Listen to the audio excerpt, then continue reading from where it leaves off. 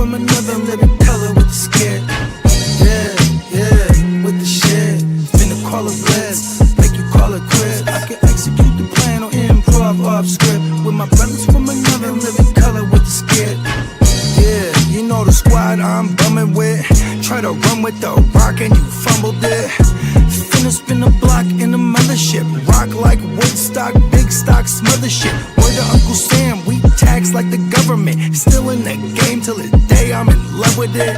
You are now rocking with the most coveted. Unapologetic, let you know who you fucking with. What's the use? I got the juice. Tapping head tops like Duck, Duck, Goose. Slide off smooth in a coupe, no roof. Rocking sheep's clothing, I'm the big bad wolf. Double up, we gon' double down and double that. If I feel him double crossed, I'ma double back. That's a couple hundred large in a duffel bag. Blitzkrieg, somebody's gonna end up a pack. Yeah, with the shit. Finna call a blitz, make you call it quits. I can execute the plan on improv off script with my brothers from another living color with the skit. Yeah, with the shit. Finna call a blitz, make you call it quits. I can execute the plan on improv off script with my brothers from another living color with the skit. Yeah, you half steppers can't fuck with this. I'm with the big steppers and we stumping shit. Ice grill, you can feel the momentum shift. Alpha and the Omega, I'm the Genesis. Real savage, go getter. Yeah, I'm getting it. School of hard knock, I'm the mascot flipping shit. Vegas, get ready for the ultimate draft. GWN. The GWN. The GWN. GWN draft. Westside League shit, baby. Westside League. Westside or Westside Draft? Westside League draft. Westside League live draft. Your boy Neon Peacock here. This is Johnny Mittens. This is Bogard Scott-Free, a.k.a. Metatron, a.k.a. the Juggernaut. It is the Crooked Commissioner, Ginger Ninja. It's the reigning champ of the Westside League live draft weekend, a.k.a. the Guchinni 2026, Las Vegas, Westside Fantasy Football Draft.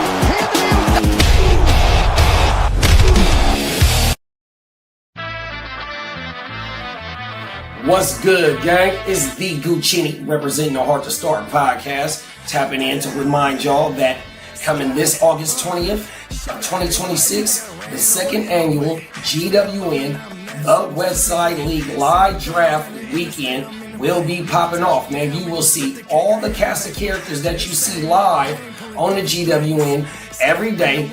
You'll see a lot of people that's in the chat every day on the stream, and then you'll see some of your favorite content creators that you've seen us make content with in this conglomerate that we call the GWN 100%. So what you need to do is go ahead and like and subscribe wherever you found us at, and if you screenshot that you subscribe, we are giving away multiple giveaways during the live draft. 100%. We will be running our regular scheduling program.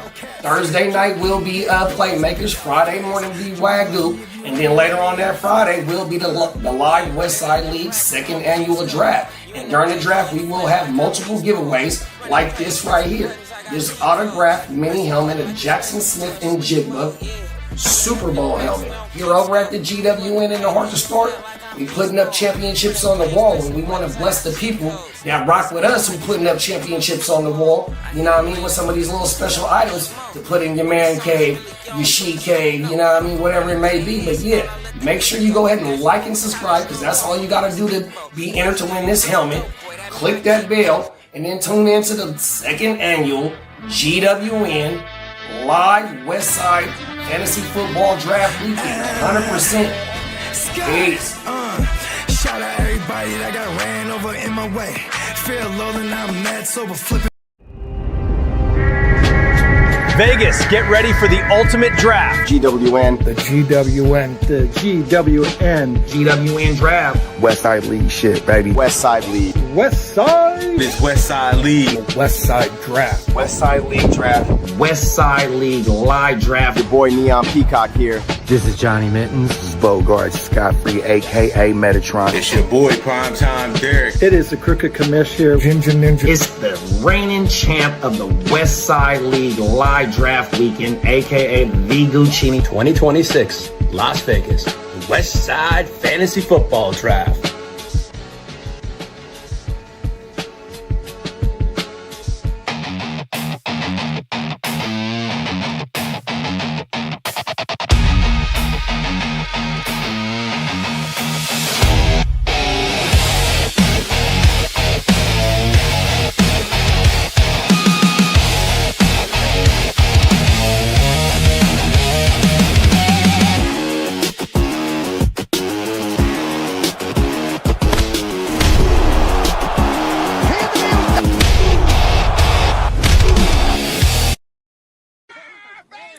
Oh my god.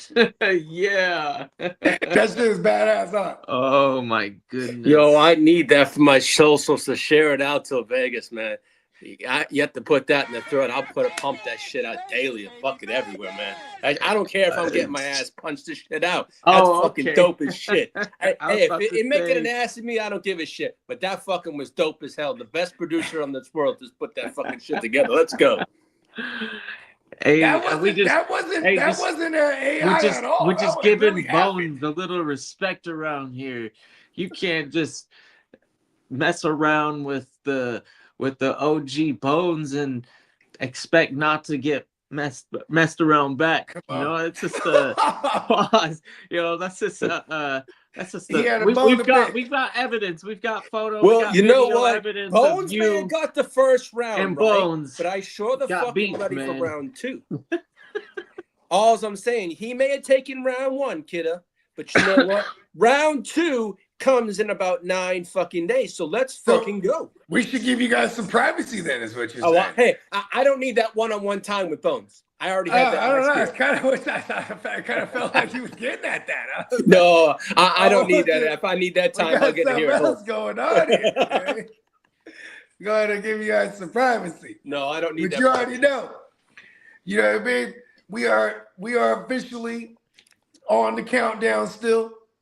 We're about just a cut hair over a week, and then we will be invading Sin City.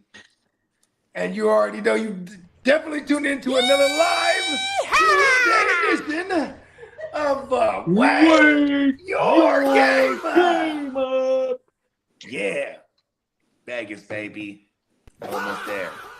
Yeah, Jets camp is hyped. I mean, word. Yeah, I'm excited to get the season started. I don't want to be in contention of the 101 anymore. I'm kind of over it. You know, I think as a fan of a organization that just struggles to find an identity, you finally kind of get a general manager that at least has a plan, and then see it execute, and then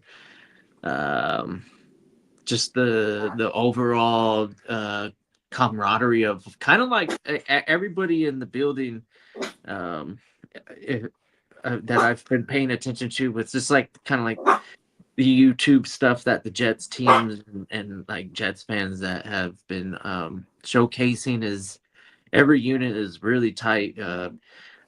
Offensive linemen are super tied together. Pause. You know, just like kind of like the way that football teams should be built. You know, the whole team doesn't have to hang out, but when it comes to the positions, I like to see the wide receivers hanging out and being friendly and like getting to to know see each them, other because and that having off the some field, sort of, that you know, off like, the field hey, we're fighting chemistry together translates. to win a fucking Super Bowl. That's a big deal. You ain't lying, bro. We need that chemistry. Yeah, shout out to the Houston Texans. They figured out that identity a few seasons ago now. Yeah, shout they out went to from the literally Lions. having one of the worst defenses to they have the first. There's been a few teams in the past that made a huge turnaround. The Jets, they got to be the ones that are doing it next, I believe. You know what's crazy historically, and well, it's in modern history, go back, 15, 16 years, the Jets defense was very notable. Like they were, you know what I mean? I mean, definitely a team built around veterans during that time. And then they had the one youngster they had was Butt Fumble, you know what I mean, at QB, but they had all kind of veterans around them motherfuckers, you know what I mean? They're like the Chargers of the AFC East. At least they got one though. But they got one. Yeah. History, baby. Mostly a shoulda, coulda, woulda type of squad. Yeah. But at least you got one. You know what I mean? As an organization. Yeah, I guess. It don't matter if it's like, what, 20, 50, and 59 years, 53 years ago. Top 3 player of all time, just on aura alone. 63 years ago. 63 years ago, they won this thing. The aura of Joe Namath still has yet to even come close to. Hey, Lee, just put yourself on mute because the dog's going crazy. No. The puppy. You know what I mean? Shout out to the dog. You know what I mean? The dog was trying to do some news. That's what the dog was trying to do. She's like, come on, let's get to the news. Y'all ready? Is that what we're up to next? Yeah. Yeah, we can do it. I just took J.K. Dobbins. I didn't want to do it, but I just took J.K. Dobbins. Oh wow! You know the idea that he has 7 yards per carry average is pretty nice. He's listed as the one right now. He just came back to practice in full pads, so he was only out for he jogged off yesterday. Everybody was scared, so I'll take it. Well, Peacock, you got to realize though, it's all a part of practice. He's like, oh, they're like, oh no, JK's hurt. No, I'm just practicing being hurt because I'm eventually going to be hurt at one point, and it's going to be the real thing. You see that? Yeah. He's running injury drills. I hear you. I mean, are we kind of disappointed that Peyton isn't ready to just let RJ Harvey be some sort of 3-down back? He can't pass, bro. No, he sucks. It's terrible. He's 5'8", so shit. You know who was also really good at pass pro? Darren Sproles wasn't bad. He was pretty good actually. Darren Sproles would get in there. When it came to Darren Sproles, though, he had this corkscrew kind of method where he would kind of semi-crash down and then corkscrew into somebody. You know what Listen, I mean, most of the time, what we want out of the running back is to slow down, not necessarily stop. Yeah, just get in the way. Slow down. If there are some running backs that Bijan is pretty good at it too. But Bijan's he's yoked up too though. They'll just annihilate a pass rusher. It's fun to watch a running back just kind of win the battle because I believe that they are the best athletes on the field, bar none. Running backs, yeah. Okay. Yeah. Linebackers pound for and running pound. Yep. Pound for pound, those two positions usually pack the most punch, and they're the most savvy, kind of too. I guess they would be able to do everything. You know, the Swiss Army knife in general. Most running backs can also run a route and catch a pass too. It's kind of the thing these days too, coming out of college, Maybe because they know if you want to get a bag as a running back, you have to have that pass catching ability too. You know yeah, I mean? And some of them can even throw a pass. Roshan Johnson and others, they're all just oh, okay, fuck it. A lot of those former QB guys.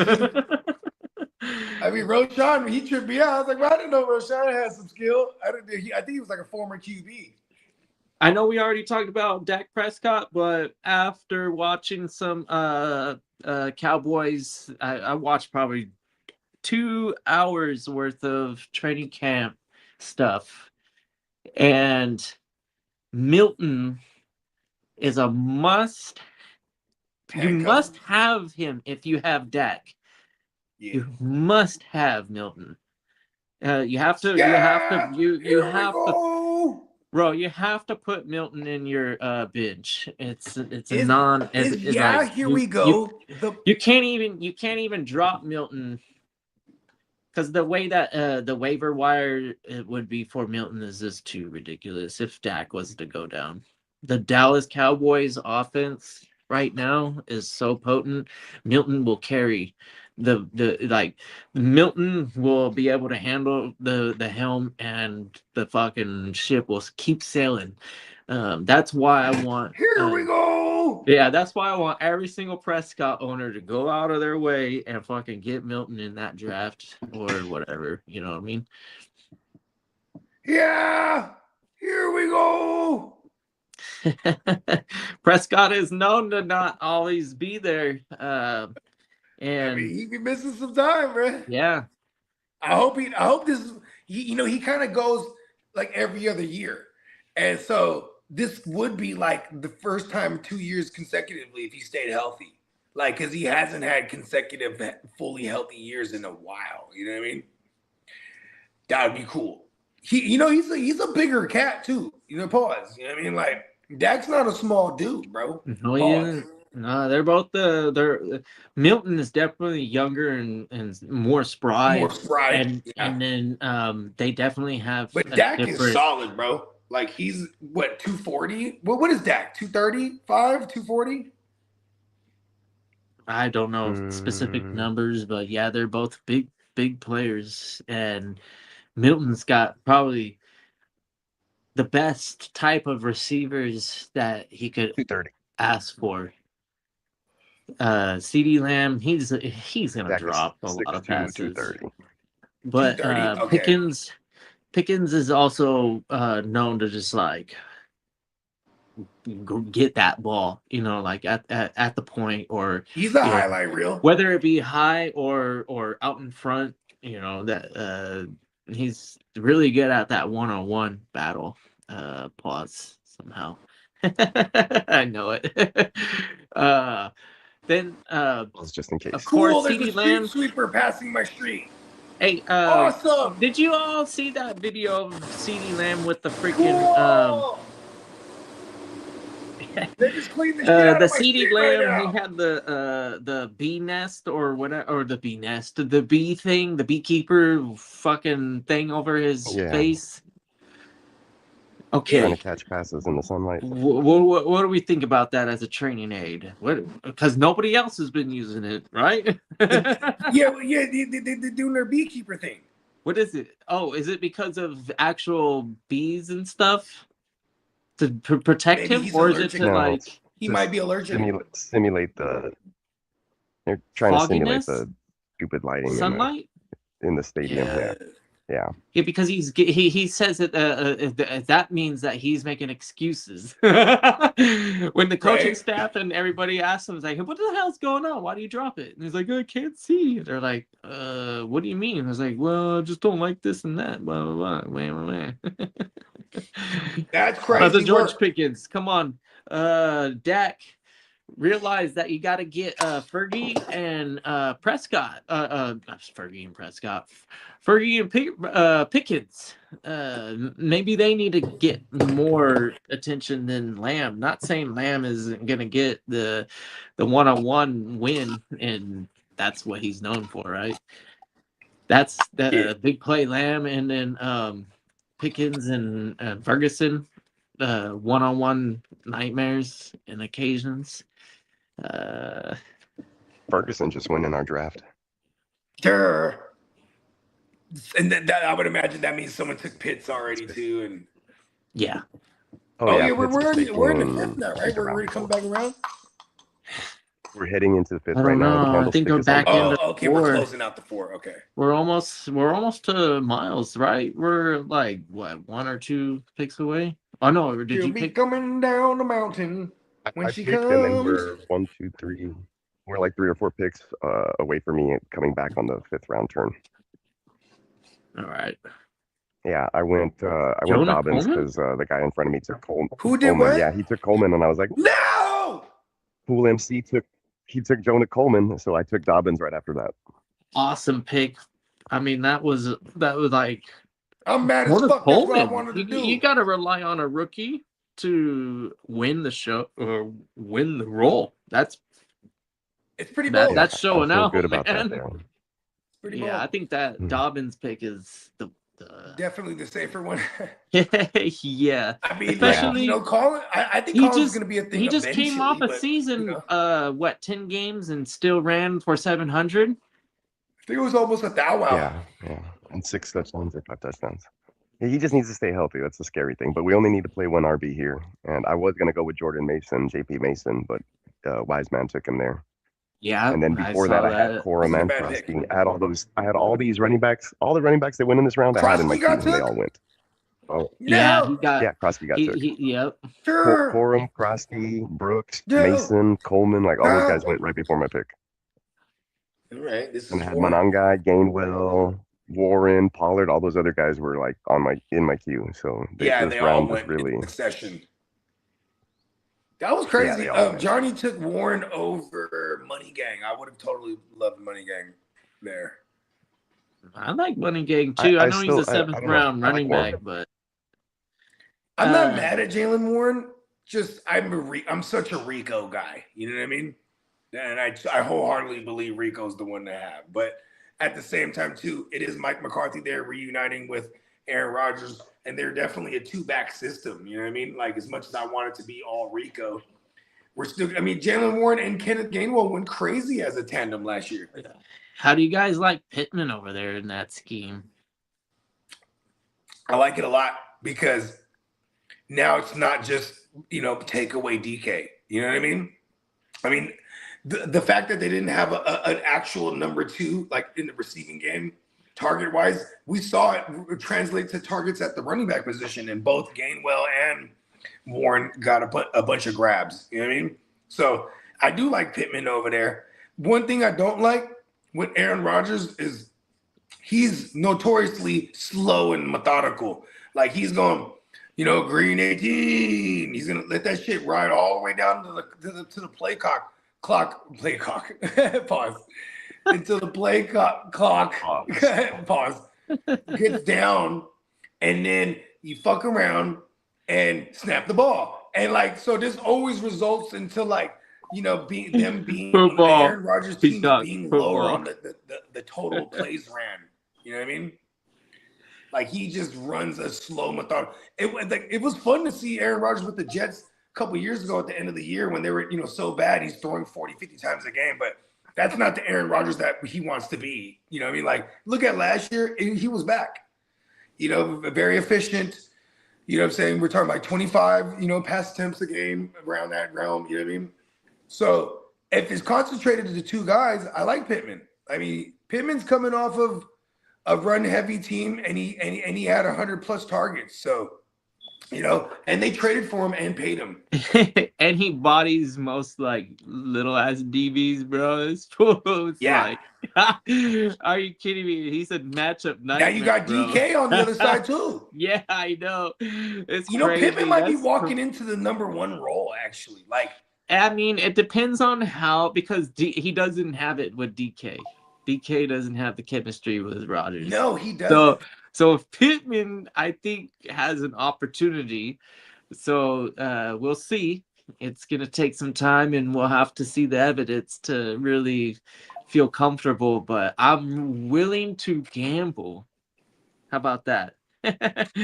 And I'm gonna take Pittman in certain situations in the draft, and probably be happy about it. Be like, all right, I think this is gonna be nice, because I think the way that Aaron Rodgers plays football is that he wants somebody that's also on the same page. That regardless of what kind of route tree they run, as long as they're on the same page and they have the chemistry like Jordy Nelson's and Greg Jennings and all that. James Jones's. Like the classic Rodgers receivers. Because everybody remembers MVS always getting chewed out by Aaron Rodgers because Aaron Rodgers will put it right on his hands, and Pittman cannot run as fast as MVS. MVS can run fast. That you know what's so crazy? MVS Super Bowl champion, by the way. Yeah, it doesn't matter how fast. And that Super Bowl, the Chiefs went to MVS with the game on the line at one point because the defense was like, they'll never go to MVS here in the red zone. He bobbled it too full, and security was like, "Oh, you almost fucked that up." Yeah, he had a stretch of games, I think, in fantasy where you were happy you picked him up. Yeah, he got traded. Remember that? Yeah, he got traded, and then all of a sudden started playing for that team, whatever it was. I mean, Aaron Rodgers hated him. Yeah. Aaron Rodgers is Sagittarius like me too. When he was playing with Mahomes didn't really like him either. It wasn't like Mahomes was ever targeting MVS when he played for the Saints a few times. When MVS played for the Saints, it was with what's his name? I think it was. I want to say it was. Was it Rashid Rice last year? Oh no, last year MVS was with the Bills. So it was the year before that when Derek Carr was there. It was that last injured Derek Carr year. Derek Carr sucks. CJ Carr, is he related to the other Carrs? I think he is related in the family tree, but I don't know what pecking order. He doesn't claim them. He doesn't claim them. Wow, he doesn't claim them. That's wild. I'm part of the family, but no, they're not invited to my parties. So I say that because that was the hype on some social media bullshit on YouTube. One of my subscriptions was advertising the ideal draft, and they were saying that the Colts are gonna suck ass and that they're gonna be like it would give us the 104th, and that we would take CJ there, and most of the people were going like, "No, I might go first overall." I'm not sure if that family name really gets them into the door, huh? They're like, I'm they do related to get them Derek in and that David. first overall, right? That first overall pick conversation wasn't. Was Derek a first overall pick too, or what? No, Derek Carr was a second round pick. Oh, okay. That year. David was the 101 for the. This is 2014 startup Texans. 2014, the Raiders took. So the Texans took Jadeveon Clowney. I think that was very first overall. Then it's somewhere in the second or third pick, the Raiders took Khalil Mack. What was it, Peacock? 2014. 2014, I think was Clowney. Yeah, 2014 was Clowney, and it was Clowney and Khalil Mack were the top two like pass rushers, and then David Carr was what 2007. So the Raiders took Khalil Mack, and then later on in the second round, like second round, fourth pick overall, they took Derek Carr. David Carr was back in 2002. Derek Carr, I don't remember when he came into the league. It was 2014, second round. Man. That's a great mentor. Hey, brother. Man, don't get beat up, man. That's what he told him. Hey, look, David Carr, I can't stand him, bro.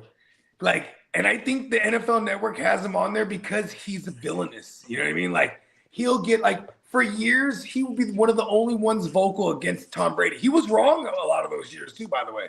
Like, Tom Brady, I think, is his year. He falls off. Washed, boom, wins the Super Bowl. It's like, what the fuck do you know, David Carr?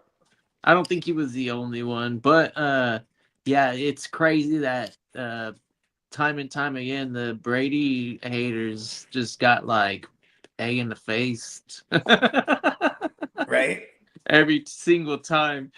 I mean, even when he went to Tampa, they're like, yeah, he's done. I'm like, why are people saying that when he has the best weaponry he's ever had?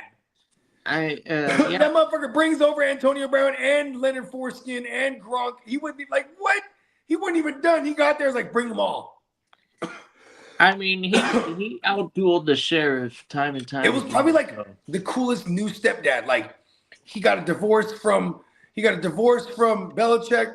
He goes down to Tampa. It's nice weather, and then he got Uncle Bruce. He's like, Uncle Bruce, can I get Antonio Brown, fuck yeah, risk it, no biscuit. He might be crazy, but fuck it, bring him. You know what I mean? Like, oh, what about Leonard Foreskin? Send him. You know what I mean? Hey, you know Gronk's already here. He's in the back. Yeah. Sign him up. It was like, what? Gronk came out of retirement and forced New England to trade away to trade him for like a third or fourth or whatever it was.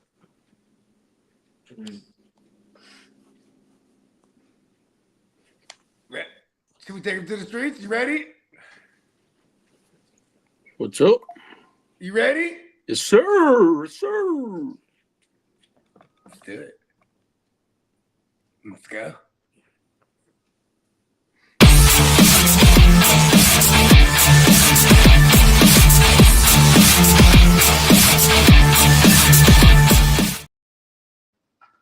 Happy Tuesday, everyone, and happy motherfucking. Right, Let's on, fucking go! We morale. got wake your motherfucking. There you fucking go. There you go. Let's go. Well, I'll start off with the breaking news. Kyler Murray was named the starter for the Vikings. Called it. Called that one, yes. And it's totally obvious. And Deshaun Massage Hands on Watson looks like he's going to start week 1. Shadori is falling just like he fell in the draft. So, sorry. But can I please have that money drop? Extension drop. Pause.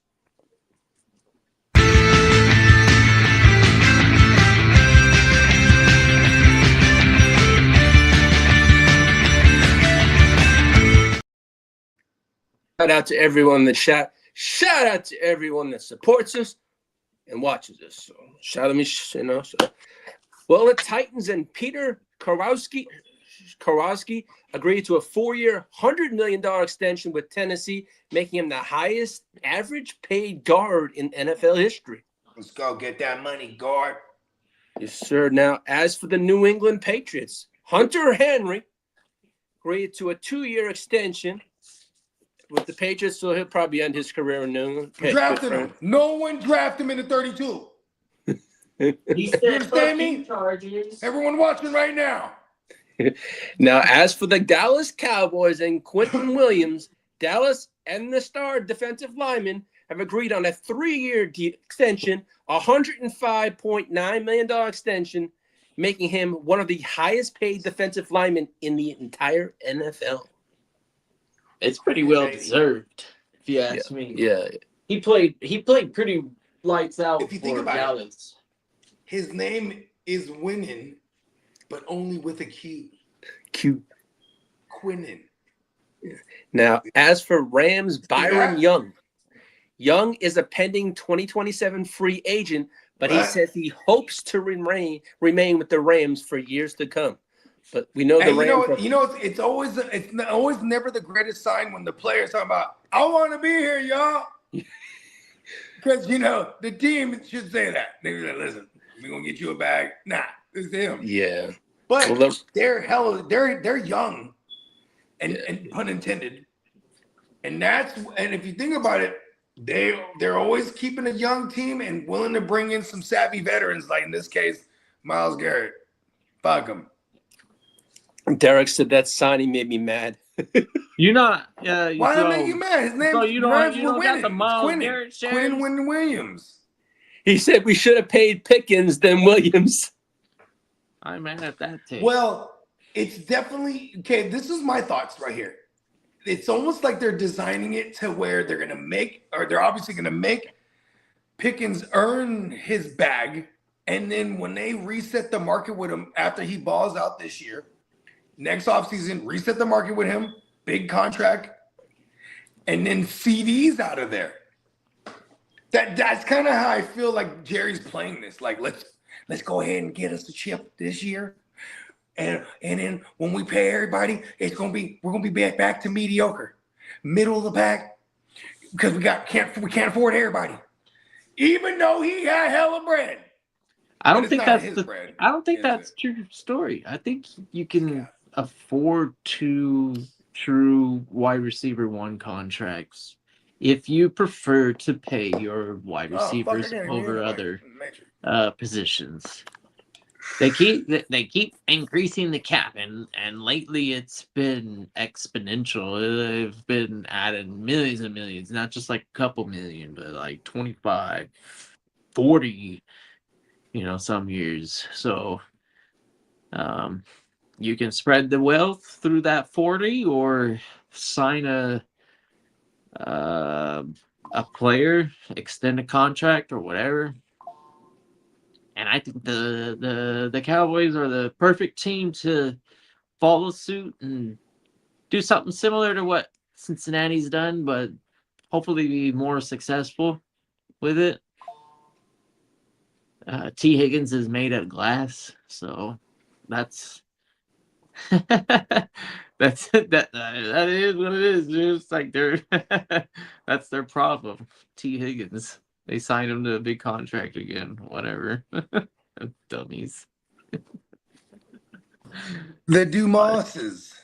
I'm not a T. Higgins truther. I see the talent, of course. I'm not blind, but I think it's who's connected to. That means that I'm also aware of the health. It's so consistently bad. We'll say that. Which is not what I want on my fantasy team. Did he play a full season last year? Because that equated to 12 tugs. I don't know. I ain't fucking with it. Hey, Peacock, I saw your comment. I tried to fix it. You know how some people feel about Baker Mayfield? I feel about T. Higgins the same way. But for Baker's, in his defense, he's been consistent. Like last year was a down year, but up until then, when he had that full time, when he went to the Rams, that's when his game changed. When he was the backup with the Rams, you're a big fan of he learned how to play football. Somehow, that's where it changed, and I think he's a capable starter in the NFL. Somebody who will. Like, say they tear the league apart, Baker Mayfield is getting drafted as a fucking quarterback 4. No, I hear you, Bogey. I'm just risen the Baker Mayfield because there's a lot of hate on them motherfucker right now. And in the Jets community, there's a lot of talk that they're maybe like, we can make a trade. And people are going, pay him $50 million. And I'm one of them. Oh my God, do this. He'd be throwing at Garrett Wilson. A lot of our fans are going, no, let's wait with Geno and then draft 2017. Hey, look at this, bro. If you get Baker in there, he will knock Geno out. Baker's a fucking baller. No, I'm talking about he will fist fight him. Hey, and Baker is one of those types of players that if you sign him, then he's going to be playing. Listen here. Hold on. Kind of with the chip on his shoulder for the rest of the league. But hold on, Brody. Listen to this. Who is the head coach of the Buccaneers?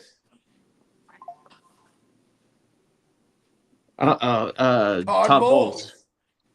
Who was there at one point in time with Geno Smith? Hold on. I'm getting asked a couple questions over here. What do you want? Go ahead. Do I want it? You can put it in the refrigerator. I'm not trash it. Oh, okay. Trash it then. I don't know. Sorry. Okay. It was Todd Bowles. Yeah, Todd Bowles is the head coach. Okay. Of the Jets at one point. Oh, yeah. With Geno. Yeah, with Geno. Hey, and Geno in the building. Shout out to Geno. True leadership skills. He's amassed over the years. It's veteran leadership already. As soon as he steps into the building, he basically has the whole respect of the building. Regardless of what he did with the Raiders, I don't give a fuck. A lot of quarterbacks in this league would have struggled. It's the Raiders. Yeah. Okay. Is Geno a top 15? Is he a top 16 talent-wise at the position? Pause. Like, if you look at 15 other QBs, is he at least 16? Probably not. I think I have him at like 20 at least. Okay.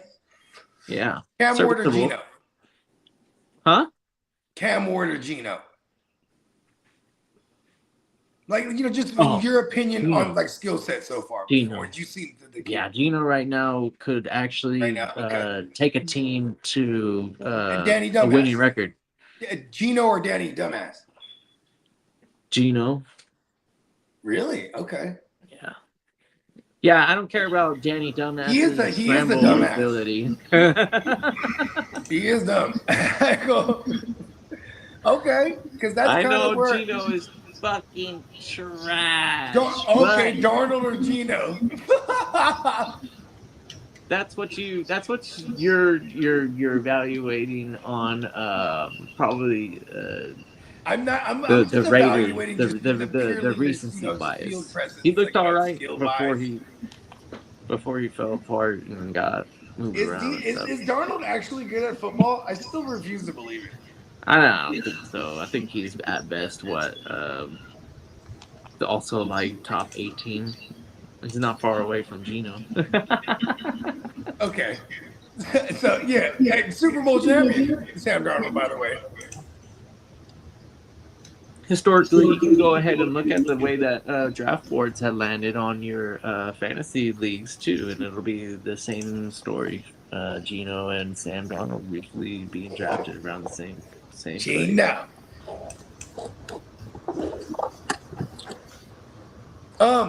Random question, real quick. So these cool new-looking street sweepers just passed my street a few times, right? Ooh. Is it Steam now?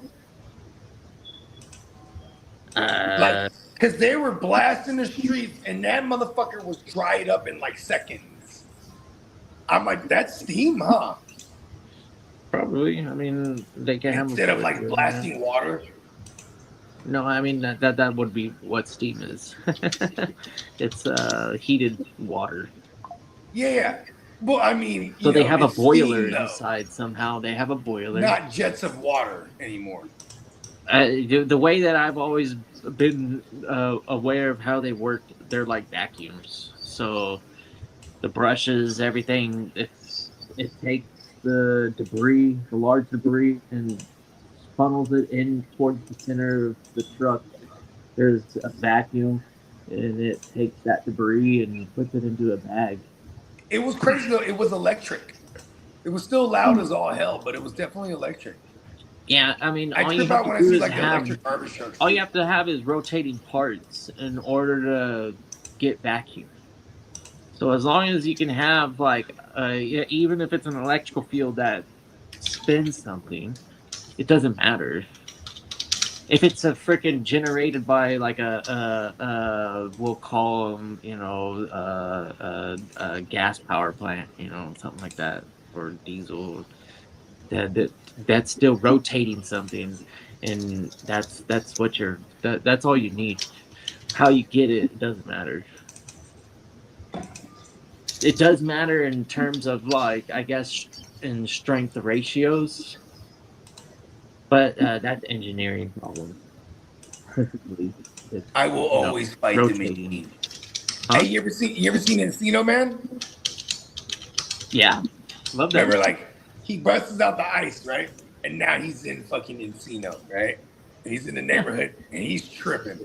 You know what's crazy is that they found cavemen, they found mammoth, they found all that shit in that area. So that's sure. Why. Like during the 90s and 80s, they were like excavating like actual like cavemen, and they were like, "Oh, let's make a movie out of this." And my favorite scene, I remember when he was with the most memorable scene. I watched the stupid fucking when he gets thawed and he walks out into the street and they got the fucking trash truck. Oh goddamn, Hollywood gold, bro! I don't understand anybody that does. Just like die busting laughing when he trips out on the fucking thing and thinks it's a mammoth.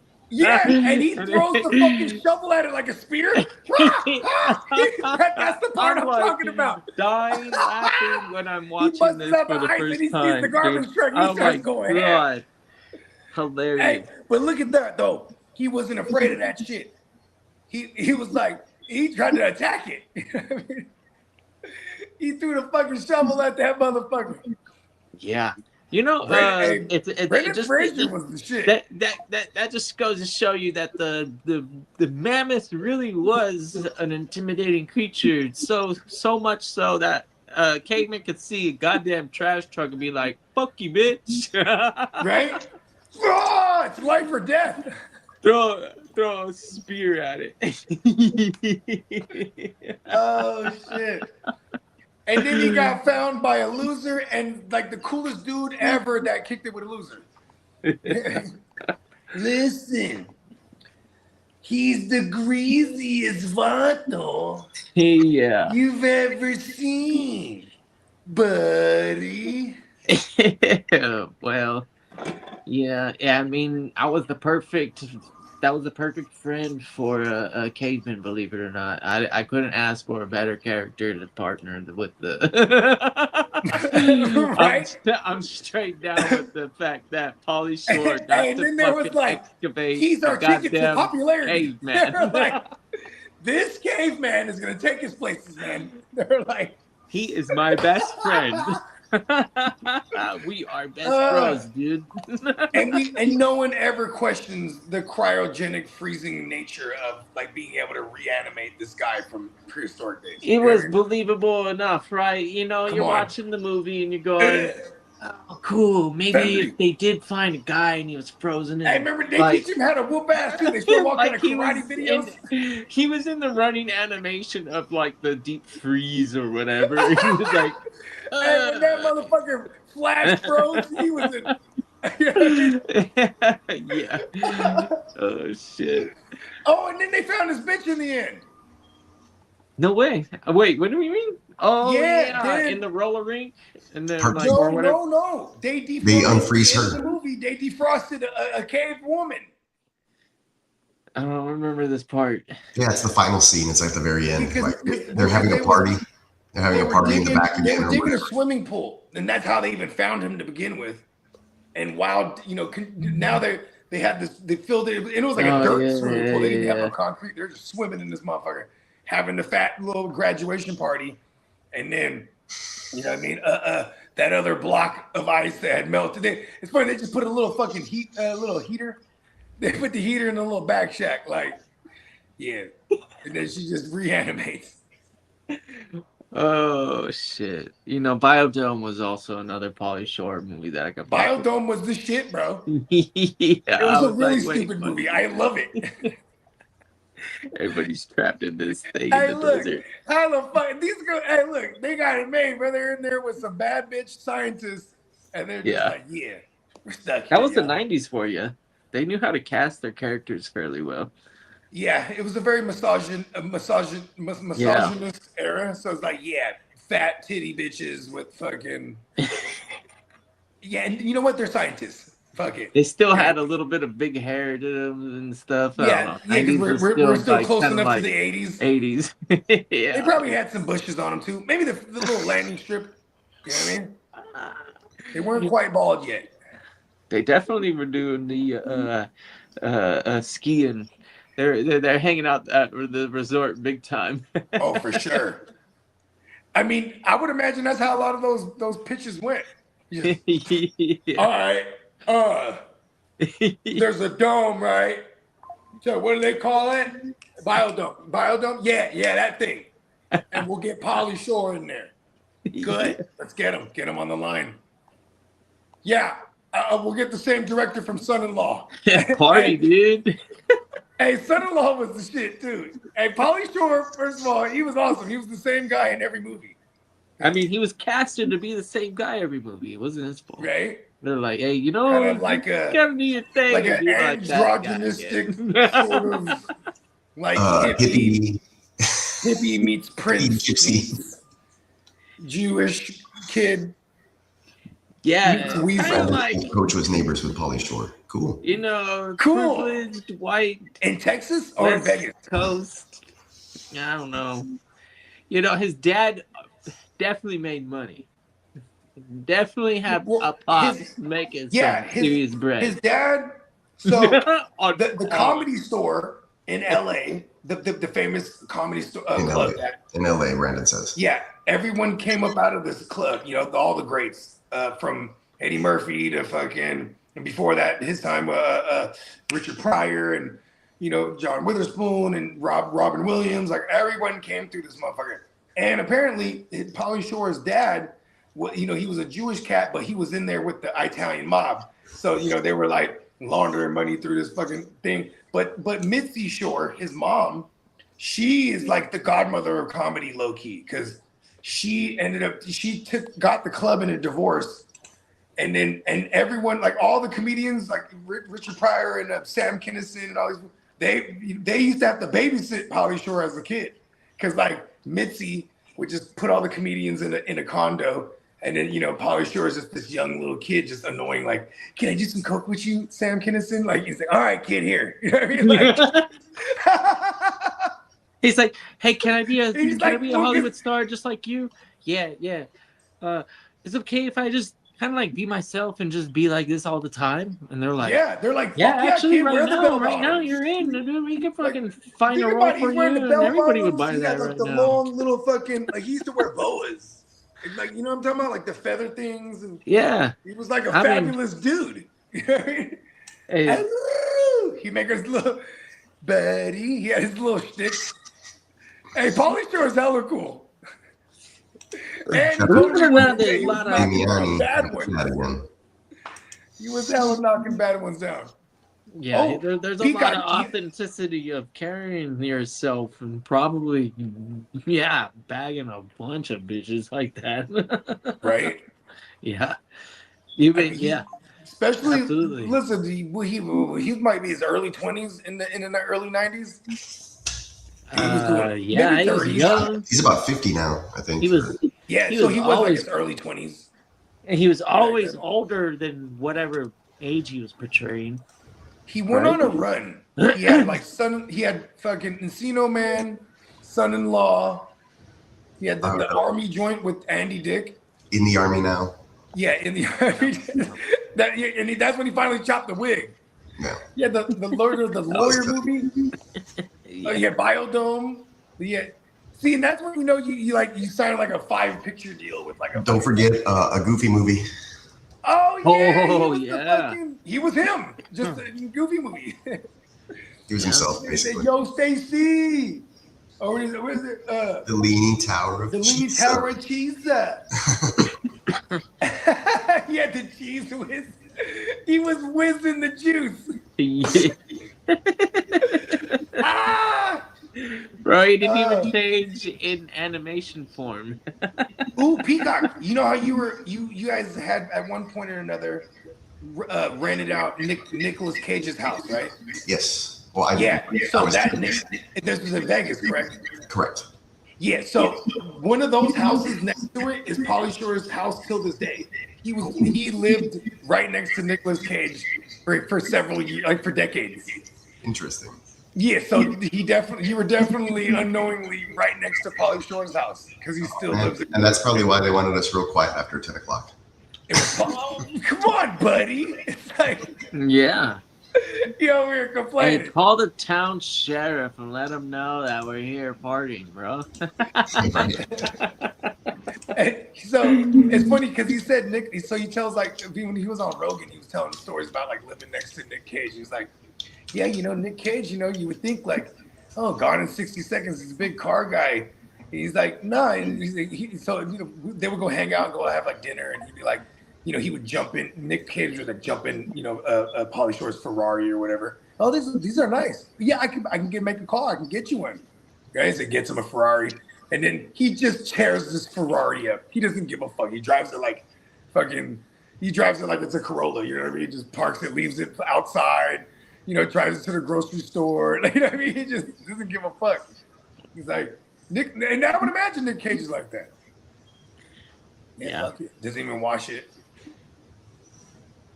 You know, this car's really dirty. It's really dirty. Just overacting all the time. I mean, it would probably have been frustrating if you're trying to daily drive a Ferrari back in those days, like an 80s Ferrari's trash, dude. Don't want to drive this is like in the early 2000s. like type of shit. You know what I mean? What is it? Yeah, he's been living there for like next to Nick Cage, or I don't know if Nick Cage still lives there now, but he might, huh? It might be one of his houses because when you said it was all decked out in crazy decor. He has multiple homes. Yeah, I could totally see. I don't give a fuck how rich I am. I'm definitely Airbnb in my house. I got so many. if you're not, I guess, yeah. If you're, and then do you sell it with the service attached? Like your this is your Nick Cage's butler house. is gonna be there, and your driver is gonna be there. Their car is gonna be there. Ooh, that would be badass. Yeah. The whole experience. Oh, so one of my uncles, actually my Uncle Pete, you guys might meet him. So he did one of them James Bond joints one time. You ever heard of those? So it's like a men's trip, but they take a group of dudes and you drop like $20K and then you do like secret agent badass James Bond shit. I found the house that we stayed at. 1 second, I'm gonna share it on the on StreamYard. Present. Stop that screen. Ghost Rider's house. I'll be right back. This is the one that we rented out. Share. Can y'all see the photos? Yep. Oh, no, hold on. Let me do this. Share it this way. 1 second. There we go.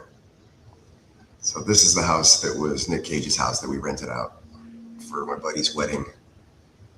It's a cool little entrance. That was the living room. And then there's a kitchen off to one side. This is like up to the kitchen. That was a cool area. There's like a random piano. It's one of the bedrooms. That was in the front, I think. Yeah. That's the kitchen dining room area where we were chilling most of the time. That's the kitchen. That's the drive. But yeah, this was where we stayed in Vegas the first time I went back in like 2019. Yeah. So from the get-go, you knew how to do Vegas the right way. Yeah. I remember the first time I went to Vegas, it was at an Excalibur. Big time difference. Back in I guess when did my parents get married? That was 1990. That was the first year that I went to Vegas. It's a red floor. Let's see if there's going to be a picture of the bedroom with mirrors on the ceiling. I can't remember where we were at, but there was an Airbnb. Oh yeah, it was in LA. It was like probably like 15 years ago, something like that, or 12 years ago, something like that. It was in the Airbnb, and they had an all red room, and like the door was like seamless, so it's like you could get like locked in. Yeah, there was no doorknob on the inside, but the whole room was red. The floor, the ceiling, all the walls, all the beds and everything, the bed and the sheets and shit. It's a trip. It's like a vampire room. Yeah, I like red. The tapestries.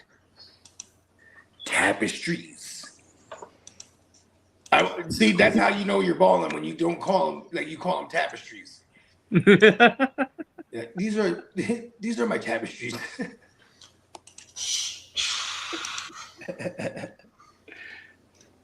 Good shit. This is where you're staying this year. No, that's not where we're staying this year. That's where we stayed a couple years back. Right. Yo, what's up, Cole? Shouted you out earlier. Yes. Yeah. Right. All right.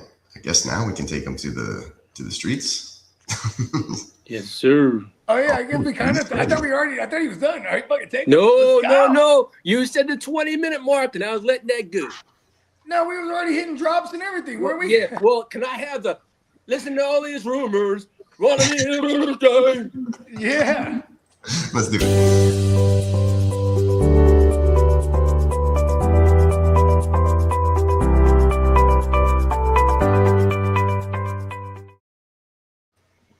Well, those Kansas City left queefs Well, Patrick Mahomes, Andy Reid says Kansas City is leaning against playing Mahomes next week's preseason opener. Those damn queefs.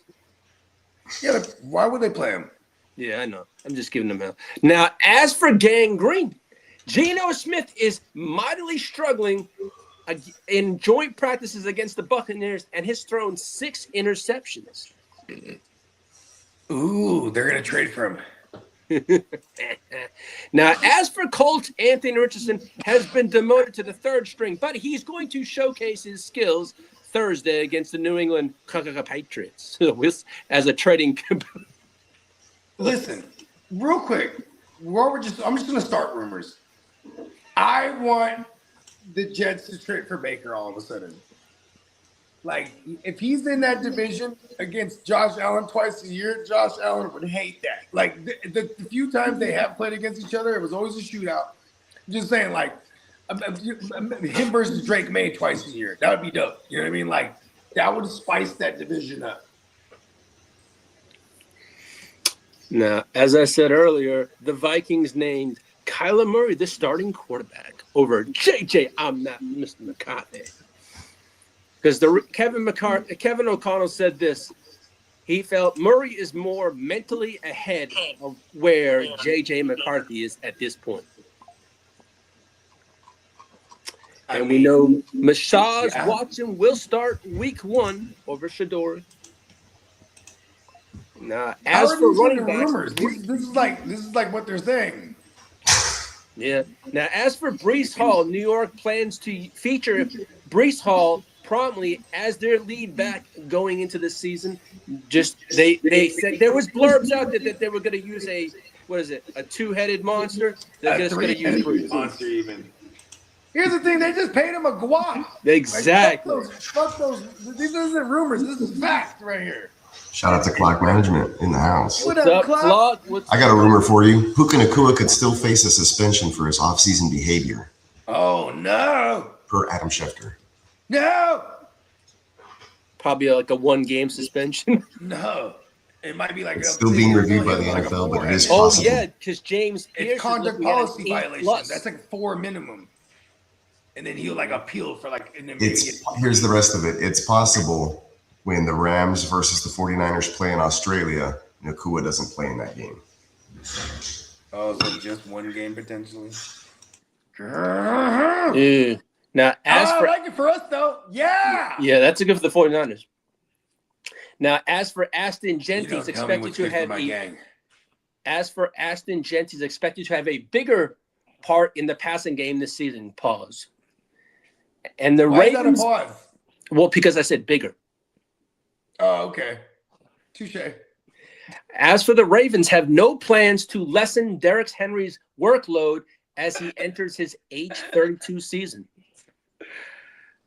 Who's this? Derrick Henry. They ain't finna lessen shit. Exactly. Now this was into the dirt. As a Chargers fan and as a fantasy manager, I was pissed yesterday when Mike came out, McDaniel, and said Amari Hampton, Keaton Mitchell, and Tamani Vidal are going to be used all 3 in the game. We're going to ride a hot hand. So he said all 3 are going to play the game. Whoever's going to have the hot hand is we're going to play. Let me get Hampton up off of you, bro. In the Jim Love dynasty. Hell fuck no. I'm down with the ships then. Hell no. Hampton's staying where he's at. I gave up enough assets to get him.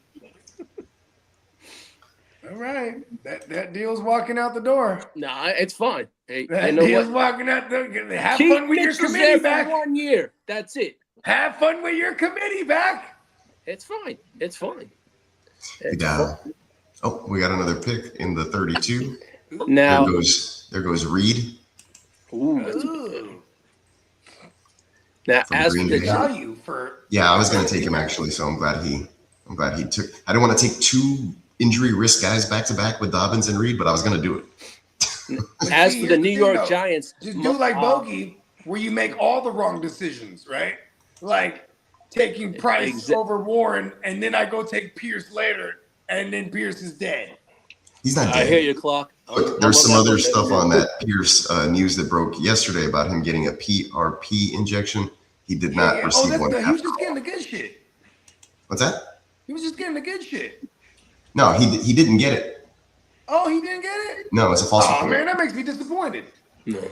Well, I mean, it was going to cause swelling and possibly another 2 weeks delay in his recovery. What they do is they remove liquids and stuff from your platelets, from your blood, they spin it, and then they put it back into your body like healthy and supposed to help with recovery.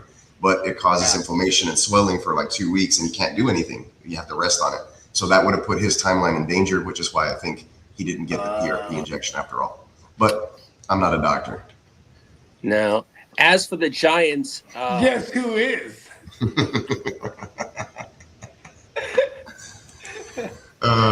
Yes, I approve this message. I'm a doctor. As for the New York Giants, Malachi Fields has made an early claim for the wide receiver spot opposite Malik Neighbors, who will start week 1. They said he's going to be there. Moon. What's his name? Darnell Mooney. Yes, they said he's got. Take that. They said Malik Neighbors will be ready for week 1. Now, as for the Chargers, Trey Harris has been described as being right there, in quotes, with Ladd McConkey and Quentin Johnson among the Chargers' top wide receivers in camps. This is why the Chargers are hella annoying. Hey. Now, as for Mike Evans, he's back at practice, and he's back to full strength, they're saying. Marco, salute from the future. He says, I'm not a gynecologist, but I can take a look at it. What the fuck? What the? That's funny. Okay. Hey, did anybody realize that Cosby on the show, he was a gynecologist? Yes. It's kind of crazy. It's right in our face. There's some old footage that like resurfaced bad jokes anyway. I remember in Knocked Up, she was like, yeah, this OB my sister recommended. And then the doctor's in there, he's like, he looks at her Raj, he's like, oh yeah, you are her such and such sister. It was like, oh yeah, you are Stacy's sister. He just looked at the Raj and like, yo, hella inappropriate. Now, as for the Philadelphia Eagles, their recent cornerback moves have left Jacorian Bennett and Khalil Ringo as potential trade candidates. Man, nobody even knows who they are. They're defensive players. I ain't never shipped Ringo. His name is Jacorian Bennett and Khalil Ringo. All right, hold up real quick. Marco has a question. He wants our thoughts on Diego Pavia. Is he still salvageable? Will he find another team? Because I guess he hasn't been in a taxi squad. No, but there's a CFL team that has his rights. If you want him to be a thing, this is what you do. Okay?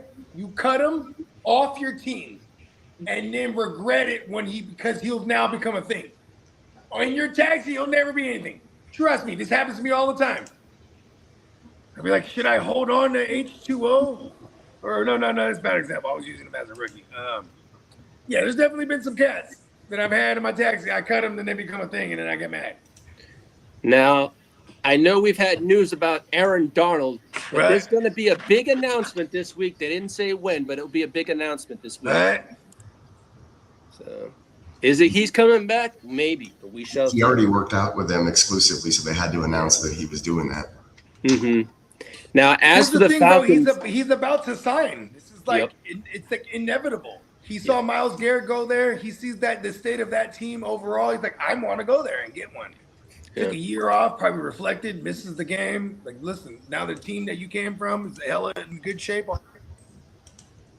Now, as for James Pierce Jr., Atlanta is bracing for Pierce to receive a significant suspension, possibly 8+ games, and that's according to The Atlantic. Yeah, Brandon was saying something about that earlier. Let's see. Insane that 18 months later, the Falcons are looking for 2 new starting edge rushers. So, now as for league business, the Colts for some reason you went. Your audio cut out. Oh, me? Oh, there you go. You're back. Oh, okay. That was weird. Yeah, I think it was like, I mean, Lee, he has magical powers with robotics and shit. I think I get it. Anyways, Walker, when he just tore his ACL on Friday. Yeah. And it's all fucked up over there. Those were their 2 first-round picks. They didn't have a first-round pick this year because of that trade to go get James Pierce. And you know what I mean? Here's the thing, too. Atlanta, I was just – shout out to my man G. I was just talking to him yesterday. He's been living in Atlanta for the last 16 years. Atlanta is a crazy, eyes-on-you, beastie-ass fucking Black Hollywood. It's like – you know what I mean? It's cracking. Like, if you're a professional athlete, you probably shouldn't go outside. You're just a target, let alone, I think this one happened with his girlfriend, allegedly. He's going to get suspended. It is what it is. I call it the Zeke rule. Remember when Zeke, the team didn't punish him, and he didn't get charged with nothing, but the NFL eventually suspended him. I think this was like back in 2018? 2018? Remember he had shoved a security at a festival. Yeah, I remember that. I think he had made a comment about his crop top or something, and he didn't like that. So he shoved him aside, but it was also because they weren't letting him pass through this area, so he shoved him aside because he could. Like, man, back up. And then that's what they charged him with, like, for fucking, like, that was like assault. I guess that was conduct policy violation. Bullshit. Yes, sir. Now, as for league business, could I have that drop, please? Yep, 1 second here. As for the drop, league business.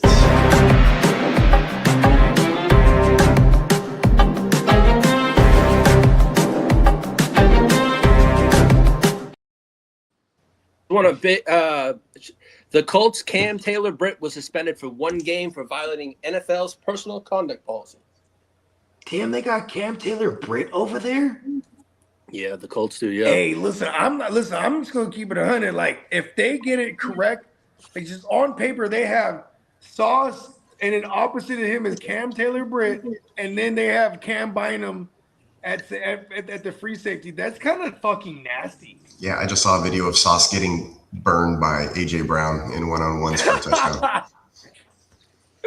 Never mind. Hey, Sauce. Appreciate that, Marco. Yes, I am on deck. I'm ready to roll with my pick. I'm just waiting for the guy in front of me. Now, as for the Eagles, Lane Johnson. Right now? Itrin 54. Oh, okay. I was going to say, because if it's someone I know, I'll go text him. But, yeah, that's one of Bernie's boys. Shout out to E-Trend. As for Lane Johnson, the veteran right tackle says this will be his last and final year in the NFL. And as for Larry Fitzgerald, Arizona will retire Fitzgerald's number 11 during Week 7 versus Denver and add him to the team's Ring of Honor. Nice. You know, when you rock 11, you are the 1-1. Sure. You know when you say something twice, you really mean it. You're like, oh, I'm the 1. I'm the 1-1. You know what I mean? Hey, is it fire? It's fire. Right? Is it bad, bro? It's bad. Right? You know, really, when you say it twice, you really mean it. When you the 1-1, I'll tell you. That's why 11 is one of my favorite numbers. I was born in November too, so. Peacock, you always wore 11, right? Yeah, 11 was my soccer number. I wore that number all the time up until about sophomore year of high school, and somebody else already had it. I had to switch to 24. Those are the 2 numbers I wore. I would have fought him for that number. Hey, Peacock, may I please have the Peacock? Can I have the hour report? Owie!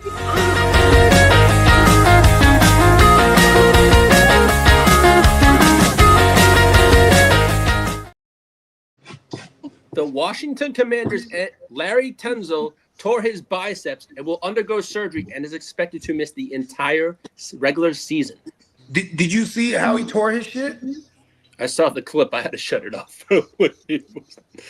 Oh, no, he was. Did you see what he was wearing? He was wearing like an extra medium designer shirt, and because he thinks he's a runway model. He was trying to take it off, and that's how he tore his. Yeah. And as for Brandon Coleman, will become the starting left tackle over in Washington. As for the Seattle Seahawks, Jadarian Price had leg soreness, but is expected to be back at practice within a few days. Everybody has a price. As for the Carolina Panthers, shout out to Gangrene. Haynes King has a hamstring injury and is expected to miss multiple weeks, but he will make the 53-man roster. Yeah, because but here's the other part. Hold on, Lee. He is responsible for one of the greatest Hall of Fame games we've ever seen in history. It's pretty good. Now, shout out to him and Carson Beck. The second part to that question. It was pretty good, right? Yeah. That's the best preseason. Probably the best preseason game we've seen in a long time. Right. And to the second part of that blurb is the Carolina Panthers are going to use King as Taysom Hill role. He's Haynes Taysom. Yeah, they're going to use him in a Taysom Hill role. King Hill. Yep. Sean Payton's not even over there anymore. What the hell are they doing? I know, right? And they're like, fuck it, Haynes King can be that guy now. Yes. Now, as I mentioned earlier, Malik Neighbors is trending towards being ready for Week 1 versus Dallas, barring any setback. Like another surgery? Exactly, right? Now, as for the New Orleans Saints, shout out to Spencer Guru, Dylan Raduns tore his ACL and he's out for the year. Hold on, his last name is Ragoon? R-A-D-U-N-Z. Oh, never mind. I thought you said Ragoons. I was like, oh, that's hard. Now, as for the Chicago Bears, his name is Apostle. Shout out to the Crookie Commish. Luther Burden has a groin injury and is expected to miss about a month. And they said it was a strain. They hope to have him ready for Week 1. What's that rehab like? See, this is why Massage Watson used to get groin injuries. He'd be like, I got to go to the masseuse. Yeah. Now, as for the Indianapolis Colts, Josh Downs, who had a groin injury, it's not considered serious, according to Shane Steichen. Hey, Josh Downs. Josh always Downs. Yeah. Look at he's holding up to par, right? He's already in mid-season form right now. Yeah, I had to drop Christian Kirk in 2 leagues yesterday. I was just like, get out of here. And it pisses me off being injured all the time. Now, as for Matthew Golden, Matt LaFleur says it's not going to be a long-term concern. He has a turf toe injury. Oh, he's banging the turf, bro. Yeah. As for the Detroit Lions, Cade Mays, one of their prize free agents in the offseason, he's expected to miss a significant amount of time. I think he has a broken wrist, and he's having a plate put in his wrist. He's a tough son of a bitch. You know how I know this? Now, as for Isaiah, this is a dynasty, Brandon. I had him for the last several years. Yeah. Listen, that's why I dropped Christian Kirk. That guy, what's his name from Detroit? Cade May. Yeah, that's a bad motherfucker. It's just like my boy Nancy, because when your dad's not around, he's gonna name you a name that he knows they're gonna fuck with you, and you're gonna be tough. Shout out to Kate. As for Isaiah Pacheco, has a sprained MCL, but they think he'll be ready for Week 1. And as for Christian McCaffrey, has missed several practices due to hamstring tightness. So, listen. I got the peptides and all the PEDs on the way to him. We're going to bubble wrap him for now, and he's going to be phenomenal for us in fantasy. Hold on, guys. If this is true, Brandon says the Lions' new center is Juice Scruggs. Is that true? Oh, my God. No fucking way. They brought him back? Or he's in the game still? Juice Scruggs was traded over there or was released. I don't remember how that worked out, but he was a former Texan. Okay. I thought he was an active on a team. Wow. Not good enough to be on a roster. He's the center for the Lions. I'm worried. He's one letter away from scrub. Traded for Monty. There you go. That's right. We sent Juice Scruggs over there for Monty. Oh no, this is terrible for us. This is awful. Yeah, well, they just lost. Well, they have their center situation. Plus, he retired out of nowhere. Yeah. Was it? Am I confusing them with the Bears? Yeah, that's not something happened to their center. That's not instilling a lot of confidence in me, but okay. Cole, what's the 2 overall? Cole, just put your questions up on there, and I can ask. You haven't asked Cole, anything. man. Ask away, Cole. he like wants to talk to you, but he doesn't realize that this is we're going through a show here. So like, if you want to have a question, we can do a question, but we will stop the entire show just for Cole. I swear to God. Let's go. I love Cole. Yeah. Now, that's Cole. That's the rapper.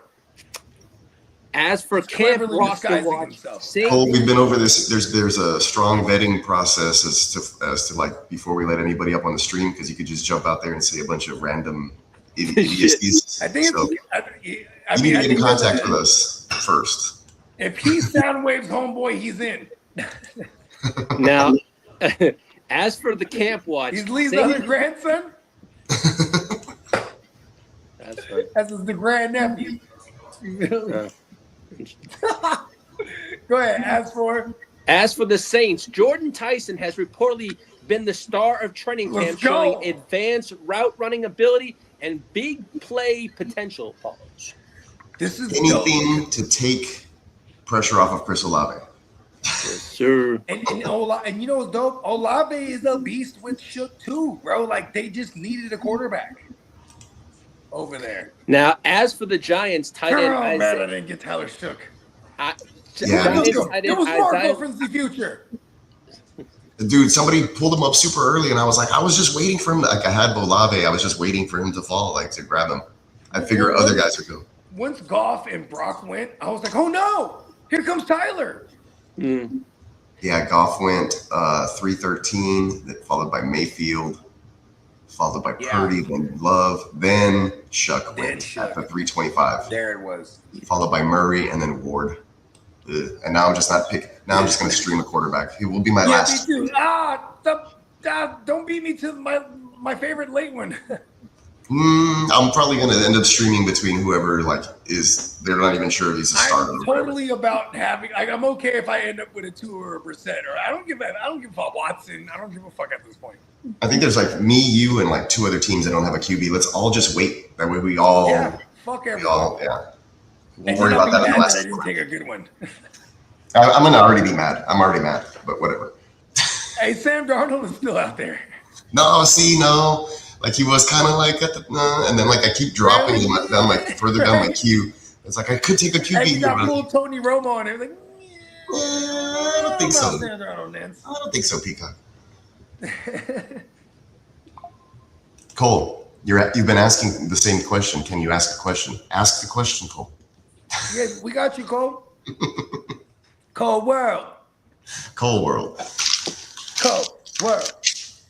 Now, as for my final piece of news, Giants tight end Isaiah Likely has been Jackson Dart's #1 target during training camp, and that's Jackson Dart's go-to right now until Neighbors is back. Well, because there's no Nabbers in practice like that.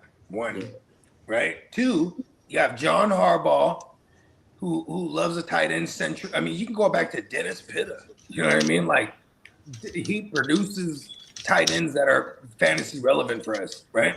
Then you pair him with, which I don't like the OC hiring, but pair him with Matt Nagy, who is a product of Andy Reid. And you can go down the Matt Nagy rabbit hole. His tight ends eat too, just like fucking Andy Reid's tight end would. So, I'm not mad at this news.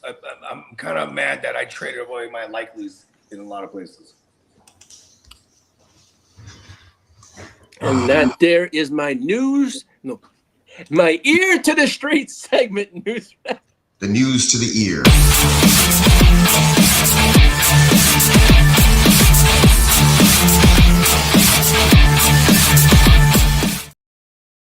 Don't forget that there is a sale over on neonpeacockmerch.com. $13 t-shirts are still live and active up until tomorrow at 5 p.m. Plus, there's a new premium website launch at neon-peacock-shop.fourthwall.com. You see it down there. There's a QR code in the upper left-hand corner of your screen as well. That'll take you straight over to a new GWN collection as well as some Westside League merch. Go ahead and check it out. Support a brother. Oh, I can't wait to get that Westside shirt. I got wife. And there's a good chance, Lee. I know you ordered it last night, right before midnight. There's still a decent chance you get it before. Hey, if I don't, I don't. Yeah, you're in Texas though, Lee. They ship out of Texas, so you're probably gonna get it. Yeah, actually, that is very true. I ordered something 2 days ago, and half of the order already shipped. And it's coming from within Texas. So I should be able to get excited for half my order is on the way too. On my first order. Yeah, you should have gotten your polos delivered. It says it's delivered. Oh, it might be in the mailbox then, huh? Yeah, there you go.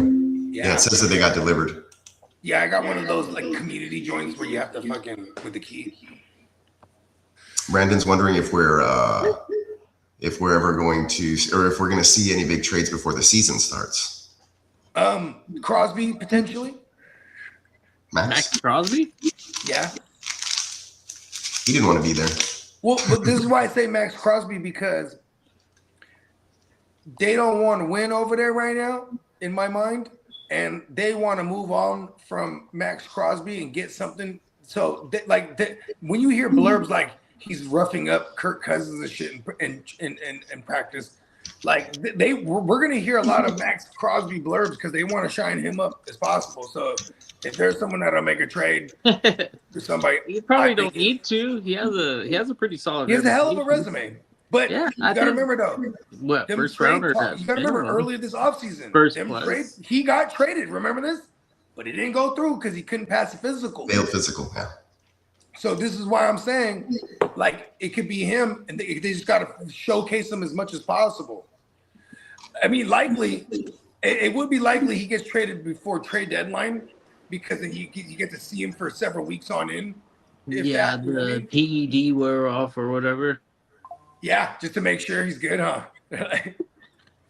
It wore off by now. It's not going to. But also, too, if I'm a team that really wants a pass rusher, and like I need to roll the dice, and he's able to pass a physical, I'll trade for Max Crosby because you could easily restructure his contract and put some injury clauses in there. And, you know what I mean? There's.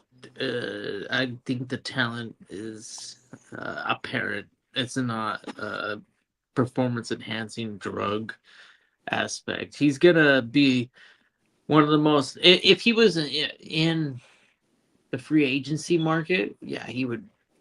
Break all the. You know why Jeff Bezos? Why they denied Jeff Bezos from buying a team? Because they know he would put that whole team on PEDs. Because look at Jeff Bezos, he's yoked, bro. You know what I mean? That motherfucker was not like that 20 years ago. You know what I mean? He got the best PEDs known to man right now. I'm telling you, he'll have it shipped right to. He'll have Amazon show up with the PEDs to motherfuckers' doorsteps. A shout out to hard work. I don't put it past anybody in this world to be able to achieve a physique of whatever they think they can achieve.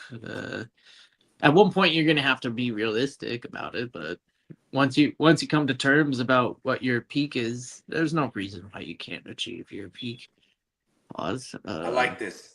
I like this. I like this ideology. I want to be Bruce Lee cut. You can absolutely, Bo. You have that. You have that in you. Yes, I have the framework.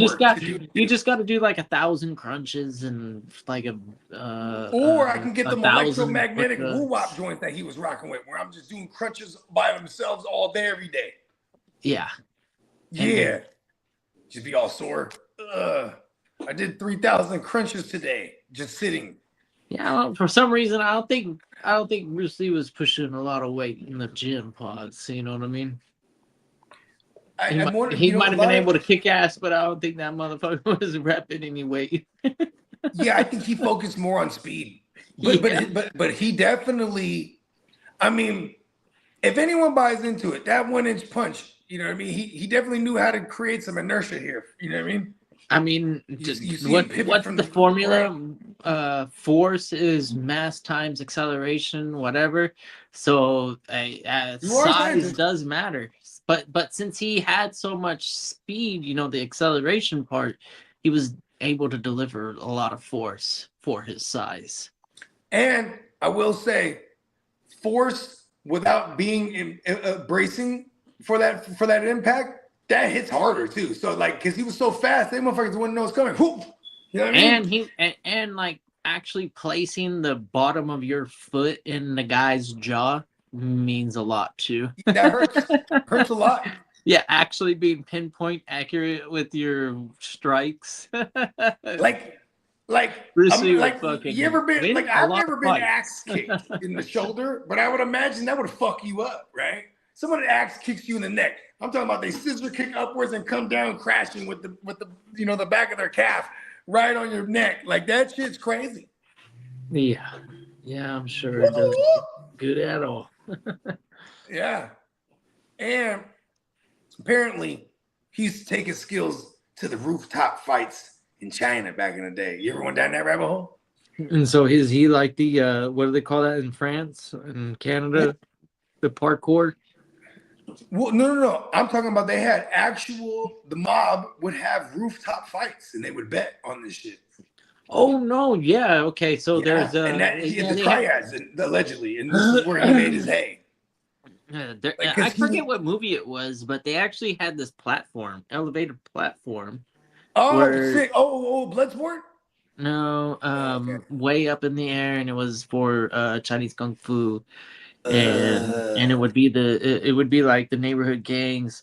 They would all meet up in the town hall, and they would have this fucking basically like boxing ring up in the air, and yeah, it was like, okay, try and fucking like kick your opponent off of this thing so they can die. Yeah. Oh, that's sick. So they look at this. So like the triads, right? They had all the kung fu schools, and then they would have tournaments against other kung fu schools. But here's the thing: shit is rigged as fuck because it's the mob. So like the karate schools, some of these fighters would show up there because they know these fights ain't rigged. You know what I mean? Like, because, you know, if you didn't take a dive, you're not going to die type of shit. But then, so a lot of them, and if they weren't going to the karate. What up, Albert? What up, Albert? So if they didn't do the karate joints, they would go to the rooftops because this is where the triads was. They were taking the best fighters and they was putting money on these motherfuckers. And like Bruce Lee, he was born and raised into like the opera scene. Like, because opera back then, you know, it had all the kung fu shit. So they were trained in all martial arts, but then he was into the acting field, you know what I mean? So then like he had to make his hay, bro, because he was like earn his stripes, because they're thinking he's just like this fucking, you know, nepotism kid, and he went in there whooping some ass for real. And there's stories of him getting rocked up too. There's an old dude, right? There's an old dude. They said this dude would sit on a chair and just one finger everybody pause. So you try to come at him with a strike, with his finger, bro. Big pause. And you know what I'm talking about, Peacock? Well, yeah, I do, but that's a huge pause.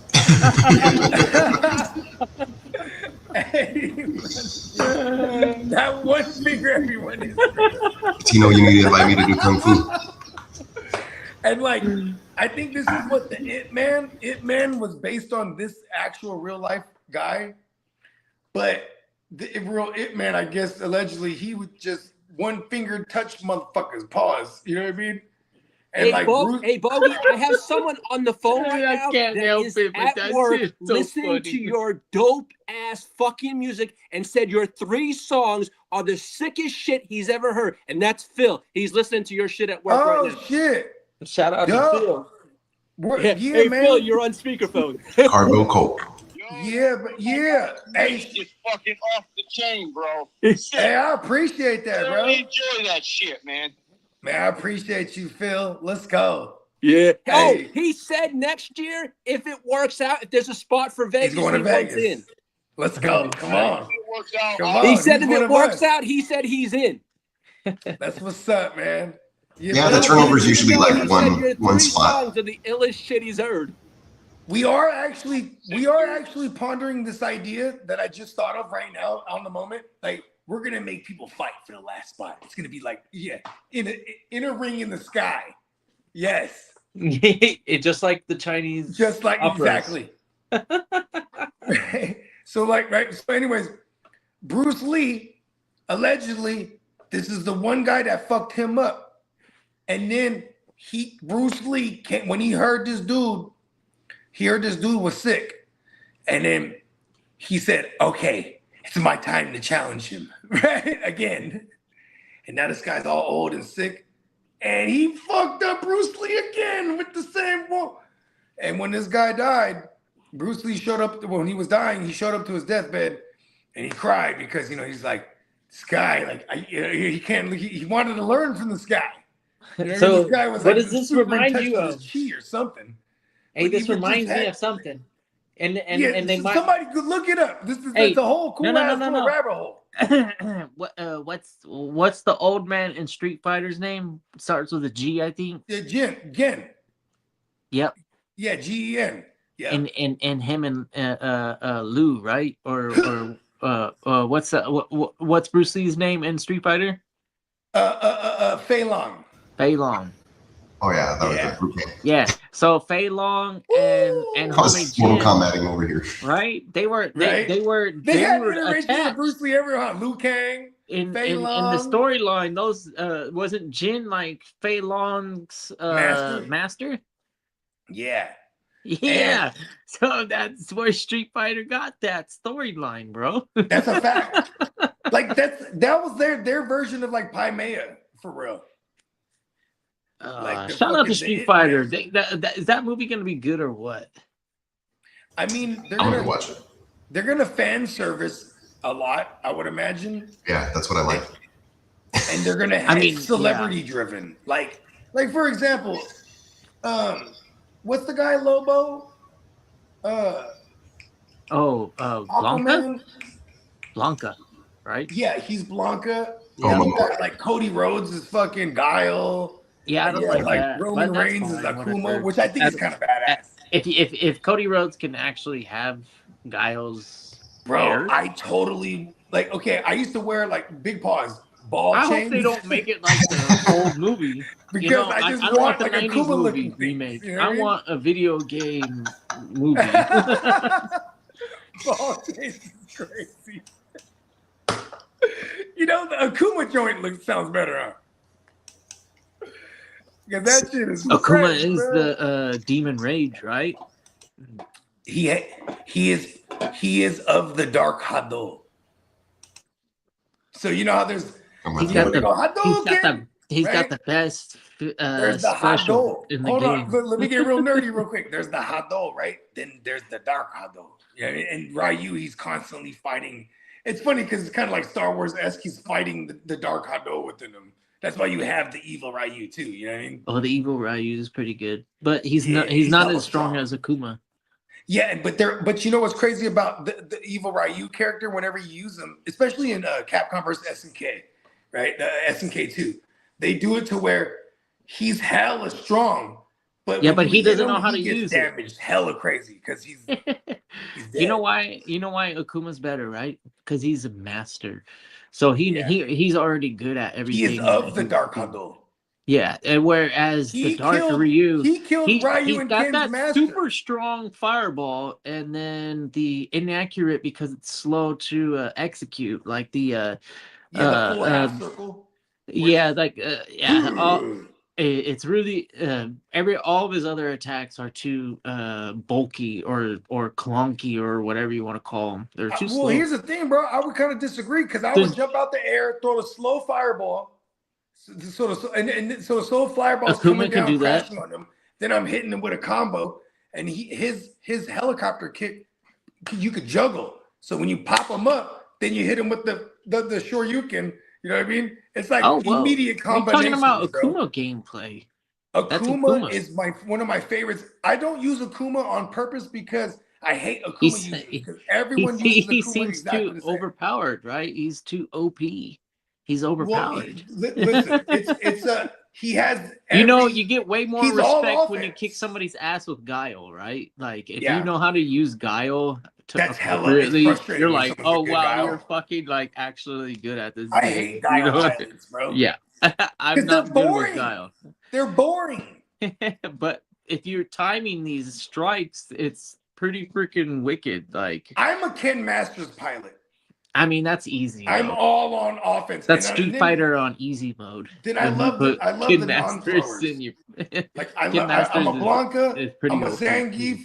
I'm a motherfucking M Bison. I'm a E Honda. I love the non-throwers. I'm a Chung Li. Okay. Yeah, but and when it comes to like the fireball throwers and shit, I fuck with Ken Masters, bro. Otherwise, like Sakura, I like Cammy, I like all the non-throwers because like you gotta attack. You know what I mean? I feel like when you're fucking with the fireball throwers, that leaves them vulnerable when they throw a fireball. You know what I mean? Like, if I'm Cammy, I'm cannon spiking right through that shit every time. You know what I mean? I love Vega. Like, but Vega, he's hella weak. You know what I mean? That's why I'm not really the biggest Vega fan. But he's fast. But then there's Bison. He's fast and strong. You know what I mean? And when you can teleport, you know who I really fuck with? And even though he throws fireballs, I fuck with Dawson hella tough too. Because Dawson is frustrating. Like, you know what I mean? Like you keep everyone at bay, and then you can even just teleport right behind them. Y'all got start pounding them in the head, dome. And then there's Dan, right? Hey, Dan's hella frustrating too. If you play a Dan, someone who play, because Dan can juggle. But if he's you so play trash. someone who's hella good with Dan, it's hella frustrating. He's like the worst version of all of like the Ken and Ryu. Yeah, model. Goes like this. Yeah, they only goes like right in that's why I like front of him. Sakura, because Sakura Oh, she got yeah, that slide. She got the slide kick from jump in the air and the slide down kick. Open up combos. Cha cha cha cha. Yeah, hey, Sakura was pretty good. I don't think Dan was worth any worth like any of my quarters. You know who's playing Dan? Do you fuck with Andrew Schultz, the comedian? Schultz? Yeah, No. bro. He's like a half Jewish, like Irish comedian. Hella funny. Okay. I'm not familiar, I don't think. Well, anyways, he's playing Dan because Dan is kind of like a smart remarking, like, like Wait, they put smart Dan aleck. in the movie? For real? Yeah. Dan is in the movie, bro. Hey. Yeah, it's that Andrew Schultz guy. Is Fade Long in the movie? Oh shit! I don't know. I mean, why would you? Put You Dan have in to the have movie, Fade Long first of because you all? need all of China to go to the theaters, Oh bro. man, dude, fucking stupid, dude. Dan is the worst character, and I guess that maybe they did that to troll, bro. Maybe they did that He's as a the troll only. character. Hey, he's the or only like guy that something wears the like that. undershirt with his gi, huh? I mean, he's pretty pathetic. At No, the everybody whole, that rocks like a he gi loses is everything. naked under that motherfucker, except for him. He got the undershirt and boxers and shit. I mean, if you were doing any of the Street Fighter Alpha series where he was like popular, he was the first character you were like kicking ass against. Like you wouldn't even get hit by. But his character was all about talking shit. Like, remember one of his supers? He would roll and then get up and he wore a pink gi, right?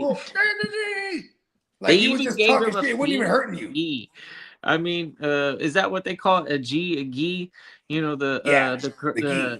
Yeah, he wore an undershirt. A pink gi with the white with an undershirt. I mean, like, dude, gotta be kidding Hey, come me. on, he was flossing, dog. He's like the flamingo is stunting, bro. Hey, that motherfucker is getting his ass kicked against the whole lobby. The whole rogues gallery is fucking him up. Hey, you know who's the baddest to me, bro? Sagat. Oh, well, he has he's canon, he's the boss. He's the first boss. I think they're making him the boss in this one, are they? No, Sagat. Yeah, the other guy there's a guy that they would be taking it all the way back to the Street Fighter one. I'm sorry, we're already talking about Sagat. I'm talking about Bison in my head. Bison's got to be the final boss in this. Yeah, Bison is. But I heard rumors that they might make Sagat the final boss, which would well, be he's supposed to be the first in command or whatever. Second in command. He's definitely like the right hand of the Shadow Lu. Shadow Lu. Yep. Yeah. And then Cammy is in that grouping, which and Cammy, is Cammy in this movie? So Cammy was ripped from. She was like British intelligence, but then but she has the genetics of the Shadow Lu, right? Because she got turned to a Shadow Lu agent. Yeah. Yeah, and that's why she's all scarred up because they got fucked her up. She got that mutation or whatever the brain. That used to Cammy, Sakura, Blanca in Capcom versus SNK Part 2. That was my trio right there. And I used to just frustrate the fuck out of people. And in that game, they made the girls like Cammy and Sakura, they made them hella tiny. You know what I mean? Like they were fast. This game was dope because they took the skins from different iterations. So like the alpha iterations of Cammy and Sakura, they use those ones. And they use the alpha iteration for Saget, so he's like hella yoked and shit. You know what I mean? Blanca's that was my favorite arcade game. I like the alphas, Alpha 2, Alpha 3. Yeah, those are super fun games. Shout out to Deb. I was watching Stay Tuned Live. I think it was like last week, and they were talking about Street Fighter Alpha 2 specifically, and like how it was a game changer because like. You could select. You could do the shadow combos. Fight. You could do A-isms, V-ism, or well, that was Capcom versus SNK Part 2. In Alpha 2, Alpha 2 did the same thing. Well, you had the 2 bars, and then if you press when you're filled up, if you press the 2 fierces together, then it would activate, right? And then you can press the button and it like hit hella times. So like you kick a fierce and be like da da da da da da. You know what I mean? And you could run combos and all the way until your meter runs down. Like it starts a timer when you hit the 2 fierces. That shit was hella tight. Because Alpha you could 3 do they gave you the crazy shadows. Right? In Alpha 3, you remember when they the V-ism when you selected that's in Alpha V-ism? 3, yes. And then they gave you the shadow characters. Air block. Like when you activated it, it'd be like, okay, pose, stop the game, whatever. and then you would do all the regular moves. While you throw a fireball, it throws like 6 fireballs. Yeah, usually they're stunned, right? When you pull this off. Yep. And then you're able to like basically fuck their ass up, bro. Pause. Yeah, like you're like quadrupling all the hits, all of those combos apply. And you're shadowed. So it's like you're shadowed. It's such a I don't know how to explain it, but when you're on an arcade, which we have in the background, shout out to Peacock, awesome design.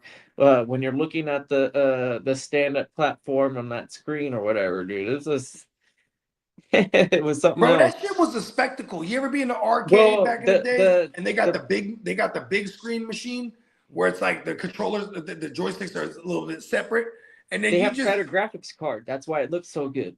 Right. That's how it worked. So and they needed the big console. It was a giant console. Well, the arcade machine had a better because it had a dedicated graphics card and a whole. Yeah, they were 32 bits back in the days. Yeah, and the CRT was the shit. The CRT isn't a terrible projection.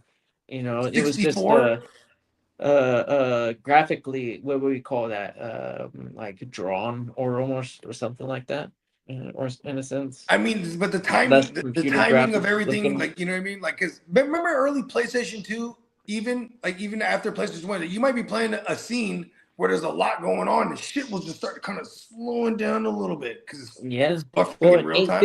You never got that from the arcades. I guess in those days, like 8-bit and 16-bit era, you know what the thing is the pixels are so large. So per dot, like there's so much color per dot, so it looks like the way it does. You can't really blend colors together or get creative with curves. It's gonna be it looks really blocky. You know, old school Nintendo and even Genesis and Super Nintendo and Sony 32 and 64 for sure. And then I guess I don't know when I guess it was really ray tracing. Whenever ray tracing was available, then everything started to really smooth out, and you can get because think about this. Well, so when it came to like the disc things, like remember PlayStation was so phenomenal because they went from 16 to 32. Like it was the first 32-bit consoles we had. That and like PlayStation 1 and like Sega Saturn and but they were discs. And then so when Nintendo comes through with the cartridge 64, like it removed a lot of the buffering and loading up processes of these disc joints. And it was crazy because people were like, why is Nintendo still sticking to the cartridge joint? Because they wanted to jump to that. You know what I mean? Like, that was their niche for competing. You know what I mean? Like, okay, yeah, you might have some elaborate, super dope, fucking realism looking graphics for the time, but it's going to take 3 minutes to load that scene. You know what I mean? When you get to that level. You know what I mean? But then, and then the fucking, the RPG, the adventure RPG games, that definitely was blown up by Nintendo 64 because you had Mario and like Crash Bandicoot and fucking you know Pokemon, these right? big world games, 3-dimensional where you're, you know what I mean, and everything is in real time, fast. Like, you know, that was cool, but it was still pixelated. It wasn't like, even though it was 64. Oh, and here's another thing too with the 64 bits. With the music, like you were able to do like certain musics, but it was like, you know, it was a little grainy. You know what I mean? Hey, versus the disc quality joints, you had fucking phenomenal sounding audio. You know what I mean? Did I show you the video of a mouse playing Doom? What? Hey, mice be running in mazes all day. I wouldn't be surprised if they could just jump in a fucking Doom maze. It knew how to. It figured out that it had a gun in it, and figured out like what it did, and started using it. Oh shit! This is fucking Brain, real life Brain. So yeah, they Pinky was getting killed. Pinky did not figure it out, but Brain, on the other hand, they definitely wired up this mouse. Find it. We need to find this. Said, Is there a short? Is there a YouTube short on let's this? train it to play Doom. If anybody's not unaware what Doom is, it's the first person shooter ever. Yes, that and like what Quake. Quake was next. Yeah, same developer, same stuff. But Doom was the first. Doom was the first. And Doom Slayer is the by far, like, in any type of fantasy lore or whatever, nobody beats Doom Slayer. Name one person that can beat Doom Slayer. I bet you can't figure it out. Nobody's gonna beat Doom Slayer. If you're familiar with that crazy. Oh yeah. If you don't know what Doom is, the game, the lore, he beats all of the gods and like Satan's and everybody. No one beats Doom Slayer. Nobody beats Doom Slayer. Lore. Yeah. I thought he's already gone to battle with the biggest and baddest in the whole universe. Sick. Yeah, he's fucking sick. He just shot all of them. He's literally the best. I'll be right back. He didn't shot them motherfuckers. They tried to make a movie out of it, and I've never even bothered to watch it. I've never watched any of the Doom stuff. But the lore is pretty sick if you actually follow Doom Slayer in the video games.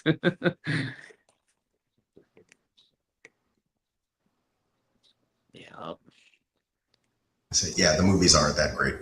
Yeah, I don't pay attention to him. They just looked really. I mean, that's usually how it is with video game treatment. Nobody took it seriously for a long, long time. Shout out to. I actually liked the Mario Brother movie, the original one. That one was actually fun for me, but I was so young. It was built for me. Those days were when I was a kid, and then I don't know what other video game movie was really cool. I think Halo could actually make some good movies if they really tried. Halo would be actually pretty cool.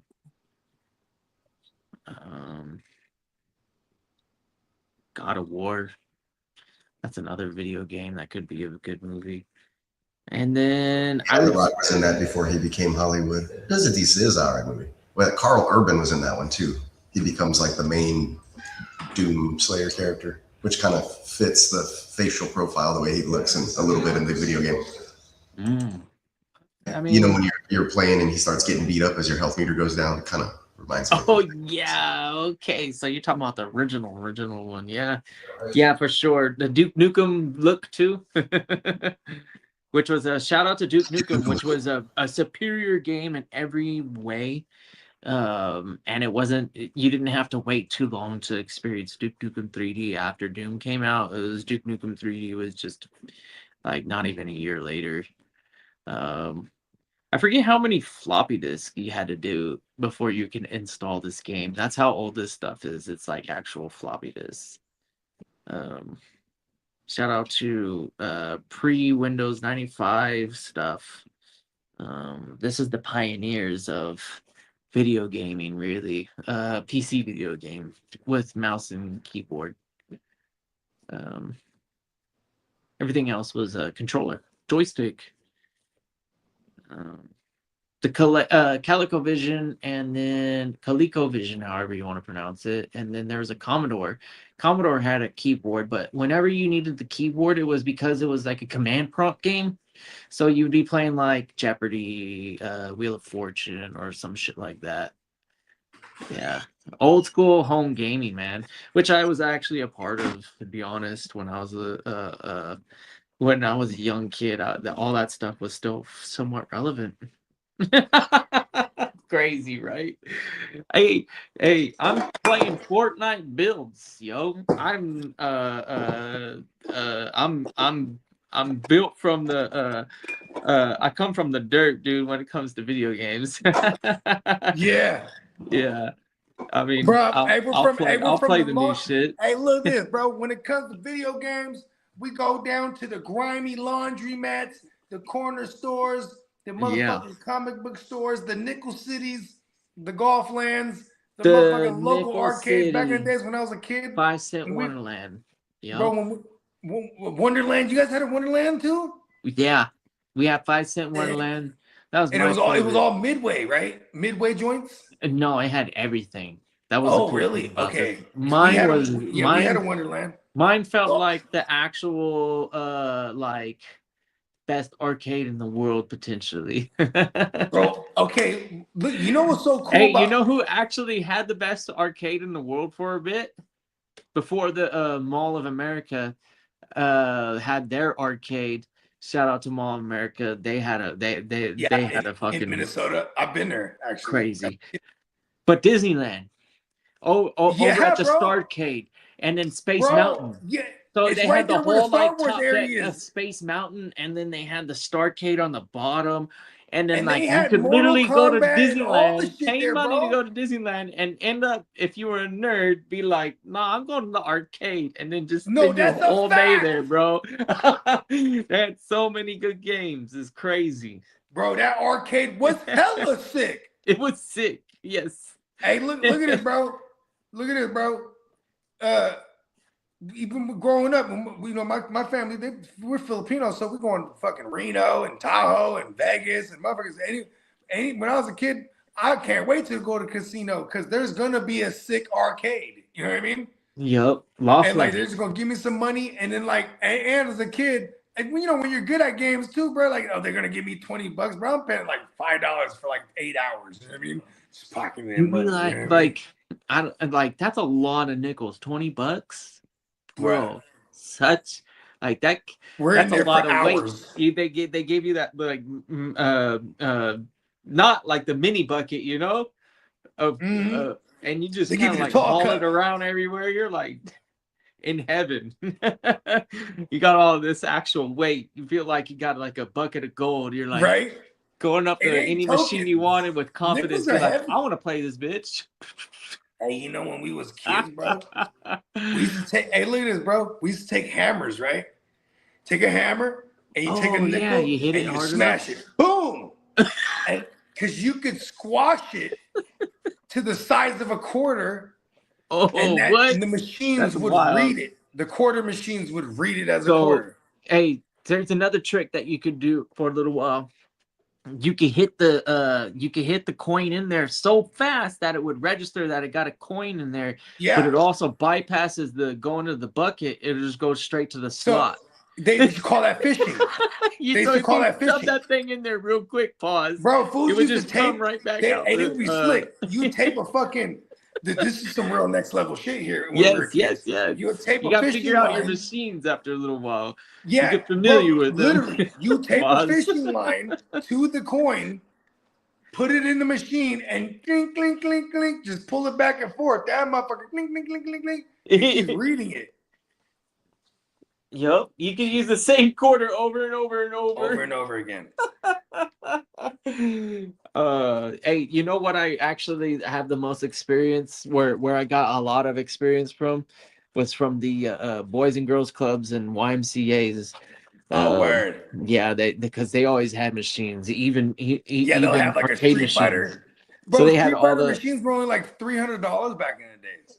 and then they also had the snack machines. So you got the vending machines, the arcade machines, and then I would check out the pool. So I learned how to play billiards pool when Sick. I was a little kid too. And to this I had a day, pool everything table at I my know crib now growing up. is because of the Boys and Girls Club. Like, I can play a little bit, and it's all because of when I was a little kid. It's all geometry. Yeah, you get comfortable. Yeah, I was, bro. But you know, for me, everything and everything, anything and everything in my life is always repetition. And like growing up, I had a pool table all the way up to the age of 14. So until the age of 14, I was playing every day. The homies would come through. Even the homies was good. We just played every day. We'd have tournaments and shit. Had a little whiteboard with little fucking slots. And then we would just fuck shit up playing 9-ball, playing 8-ball, playing cutthroat. Cutthroat was the shit. We were playing cutthroat in Vegas a couple years ago. Where cutthroat is where you know it says so you can play cutthroat with up to 5 people. Because then there's 15 balls. So if you're playing 5, you have 3 balls. Pause. You have to protect your balls. You know what I mean? So you're knocking in everyone. And when it's your turn, you shooting everybody else's shit. And cutthroat is dope. There's no rules, so you can combine. You can just be sloppy, hit everything, and just hope the balls that go in is not yours. But it's the last man standing. You know what I mean? And cutthroat's dope because you get to a point where, say you're down to the last 2 people, you have to remember the last person that got you out. So if there's an existing player that knocked out your last ball, if he scratches, your ball comes back out and you're back in the game. It's pretty cool. Cutthroat is dope. I've never played that game. I'd have to maybe you know what? In Vegas, you'll have to walk me through it. And then so you put all 15 balls in the motherfucking the triangle, right? And then so if I'm the 1, so I'm 1, and then I'm 3, or I'm 1, 4, and 10, and then so forth. So so you're positioned. You know what I mean? It sucks being the 1 because you're right there in the front. You know what I mean?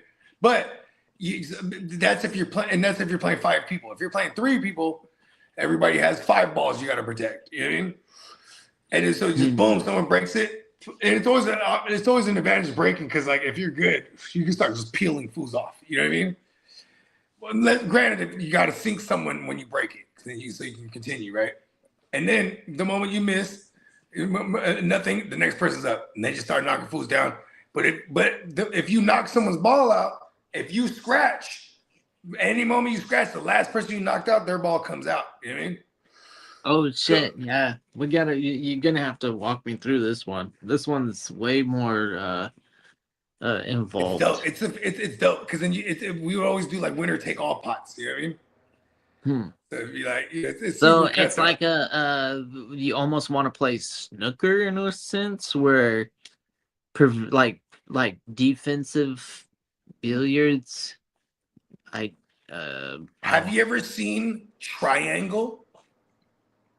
Triangle. So it's Russian pool, but these tables are fat as fuck. Oh, okay. Well, yeah, I've seen. And the holes are smaller and the balls are bigger. Pause. So the precision is crazy. Like so now those triangle players, when they come to America or anywhere else in the world, they kill shit because it's like the game is super like slower to them. You know what I mean? The pockets are bigger and the balls are smaller, so they just peeling shit off. They're like the current best. Then there's this guy from the Philippines. You know what I'm talking about? Oh yeah, Evren. Yep. Yeah, he's like he's Efren Reyes. It's him and this other Russian guy. They're Reyes. The best in the world. Efren Reyes, and then they called him the magician. The Russian guy? No, Efren. Oh yeah. Okay, I can see that. That's a cool nickname. Yeah, he's Yeah, making the balls disappear. Pause. No, yeah, he bank shots and all the Oh yeah, he's doing magical shit. right. He's doing geometry, bro. That's really all it is. The With the right fucking, it's all chemistry at that. Or was from physics at that point. The yeah, right velocity, the right geometry, touch, geometry, and geometry physics. to everything too. Like cut Efren, he's a cut master too. You know what I mean? He just cut something and have it right the whole wall. You know what I mean? Shit's hard. You ever go down a rabbit hole, them trick shot motherfuckers? Yeah. Right? First of all, this is what fucks me up. A lot of trick shot motherfuckers in their repertoire, they'll have some kind of trick where they stack the balls. Pause. Right? Then they'll like jump a ball and hit the top one only or something, do something crazy like that. But it always fucked me up like, how the fuck do they stack those balls, bro? Pause. Like that in itself is magic to me. You know what I mean? Yeah, 100%. I mean, stacking those more than two even. Like they'll stack three. Like I mean, when you think about it, right? It's usually a rich man's game to have a super nice table and the whole bit, and then so all your life you're handling the weights of these balls. Pause. Well, to me, it's more important for the table to be perfectly flat. So if so these tables, there's a contractor going in there and he's doing all the leveling that is required to make that table, we'll call it true, to make it as true as possible. And when you take two, I mean, you could do it. You ever try and balance a ball on a bat? Pause. No. You can do it for a while. I mean, you can just eventually you'll be like, oh, okay, and then it'll hold it. That's some kung fu shit. That's like I put the bat out. It's a kid with passion and all the time in the world to get better at it. I mean, that is kind of crazy if you think about it. Like okay, one of my cousins, he's good at golf. He's my older cousin, but back in the days, he used to grab. You have the golf club. And then scoop up the ball and just bloop, bloop, bloop, bloop. And the ball. And I used to think that was so amazing because I'm like, yo, the surface level, the surface to bounce it off is so minimal. And even just scoop it up. Like, I mean, I can get scooping it, right? But, it always amazed me. It's just, like I said, it's about having the desire to get better at doing something monotonous, like trying to balance something and There's a kid, and he's not a kid now. He's probably like in his 50s now, right? I'd rather now, if I'm gonna play golf, I'm gonna hit balls. I'm not gonna sit there and try and like balance it on a club face. When you're a kid, you get bored of hitting the ball 100 times. There's the story over and over and over. Like, okay, the real name of this guy. I don't know if his real name is out there, but there's this kid. He's like 50. He's like 50 something now, but grew up in Vegas. And his mom got him a fucking craps table, like a replica one at the house.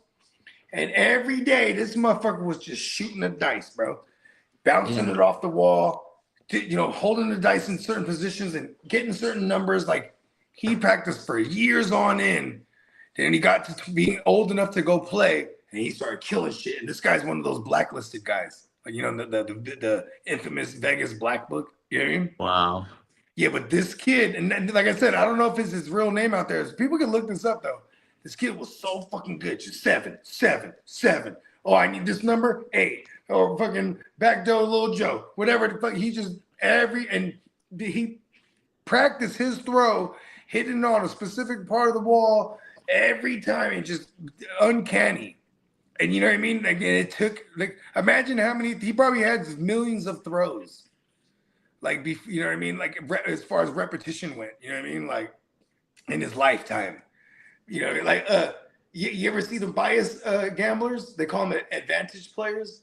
So, like, because anything man-made, there's going to be some biases, specifically with things that have machinery, like roulette, right? So, like, roulette. There was this one guy, right? He figured out if I go to these roulette tables and I count 30,000 revolutions and I document all the different numbers I hit, I'm gonna find biases on every wheel on what numbers hit more often than not. Yeah. Right. And this guy, he taught his whole family, and they were from Spain. They started killing shit, going casino to casino all over the fucking Europe. Then they got getting banned everywhere, right? Because they're not doing anything illegal, but they would be in there counting the revolutions, taking the notes. Then after whatever 2 weeks of documenting shit, they go play, and then they'd be like, "Yo, ban these fuckers." Then these fools went to Vegas. And then he realized when that family went to Vegas, they realized how much these casinos worldwide communicate. Because once he walked in there, he started winning. Like he's like up a couple 100,000. They're like, they pulled him in the office, showing pictures of him and his family. Like, listen, you guys are out of here. You know what I mean? And all they was doing was finding the biases, sitting there doing the fucking numbers. You know, because physically these machines. These wheels specifically, you know, they get warped and they get this, that, and the third. You know what I mean? So there's gonna be certain biases on certain wheels, but as an engineer, he figured 30,000 reps is the key. So just doing those reps was work. You know what I mean? Sitting there, and there's nothing against the law of being in a casino holding a notebook. You know what I mean? Just sitting there. Tino's here to burst your bubble. He says they changed the wheels. Oh, that's what they did? He says he plays hella craps. Everyone thinks they can throw dice like that and have yet to seen it happen. Well, you got to look at somebody ask AI. There's a story about this guy. Phenomenal with the dice. You know, they also have the Chevy Chase version, right? Where it's like flip a coin and 52 card pickup and war. And that dude was a weasel, huh? And that dealer, hey, every casino he went to, that fool was working there. Why not go to another table? It's like he beat him at war. Principle. Weren't they doing paper, scissors, rock at one point? Yeah, that was crazy. Oh, guess the number. That is the best fucking vacation movie in my opinion. What number am I thinking of? 4. Wrong. No. Which number? He's like, how many fingers do I have on my back? Yeah. No. Exactly. That actor is hella funny. He's the little weasel guy. He plays that role so well. Yeah. He's like he reminds me of like a little friar. Like a Friar Tucker, like a real life character. No, like Friar John from like Peter Pan or some shit. Like, or no, is it Peter Pan? No, Robin Hood. Robin Hood. Yeah. Yeah, like that motherfucker. That's exactly who he is. And then he's in the Monty Python as that same character, right? Oh yeah, like, bro. Yeah. He was also a teacher in Clueless. Oh, or is it the maybe it's not Monty Python, it's the other one, huh? The Bride's Princess Bride. You ever watch that movie, Princess Bride? I have watched it, but I remember it vaguely. I'm like Princess Bride, for a wedding English. and a funeral, 4 weddings and a funeral. Like all those, that whole cast was like in the hell of shit during those. It was that Spaniard that was trying to get with the princess, but yeah, the Princess Bride. Yeah, or whatever. It was Count. They did some parodies on that movie too, didn't they? I mean, it's a pretty well-known movie. I wish I could. I'm terrible with movies and knowing the names of characters and all that stuff. When did movies suck? When? Like what happened to movies? Are movies still good? I'm so excited to go watch The Odyssey still, but it's been sold out for. It's like that's why I haven't seen it. My daughter watched it. She said it was fucking incredible. I need to go watch it in the 70 millimeter IMAX though. Only, where you laid it. You laid it up like this. The big ass fucking 120 foot screen like on the ceiling even. Not the dome theater, but It's like the one where you get in there and all of a sudden the room gets bigger. Yeah. Well, so in San Jose they got joints, the IMAX joints where it's you recline and it's damn near on the ceiling. Like the whole fucking ceiling is. Yeah, it's 70 feet tall and 120 feet wide. Okay, yeah, that's it. Fuck yeah, and it's like linked basically on the ceiling. But it's like it's one projector and it's like the super high definition because technically, if you want to get into like the easiest way to explain what the difference between IMAX and then like a standard 8mm or whatever, like and have you seen those IMAX cameras, bro? They're like 1,000 pounds. Say this is the IMAX frame, right? You know what film strip is? It's like 1 billion of these, right? This is just one frame, right? So this is IMAX 70mm, and then this little portion right here is like normal. That's the difference.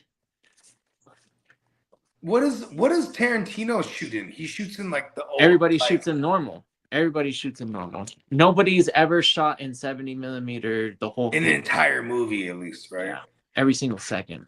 Yeah, because the camera is the size of a lot of people will use their widescreen shots.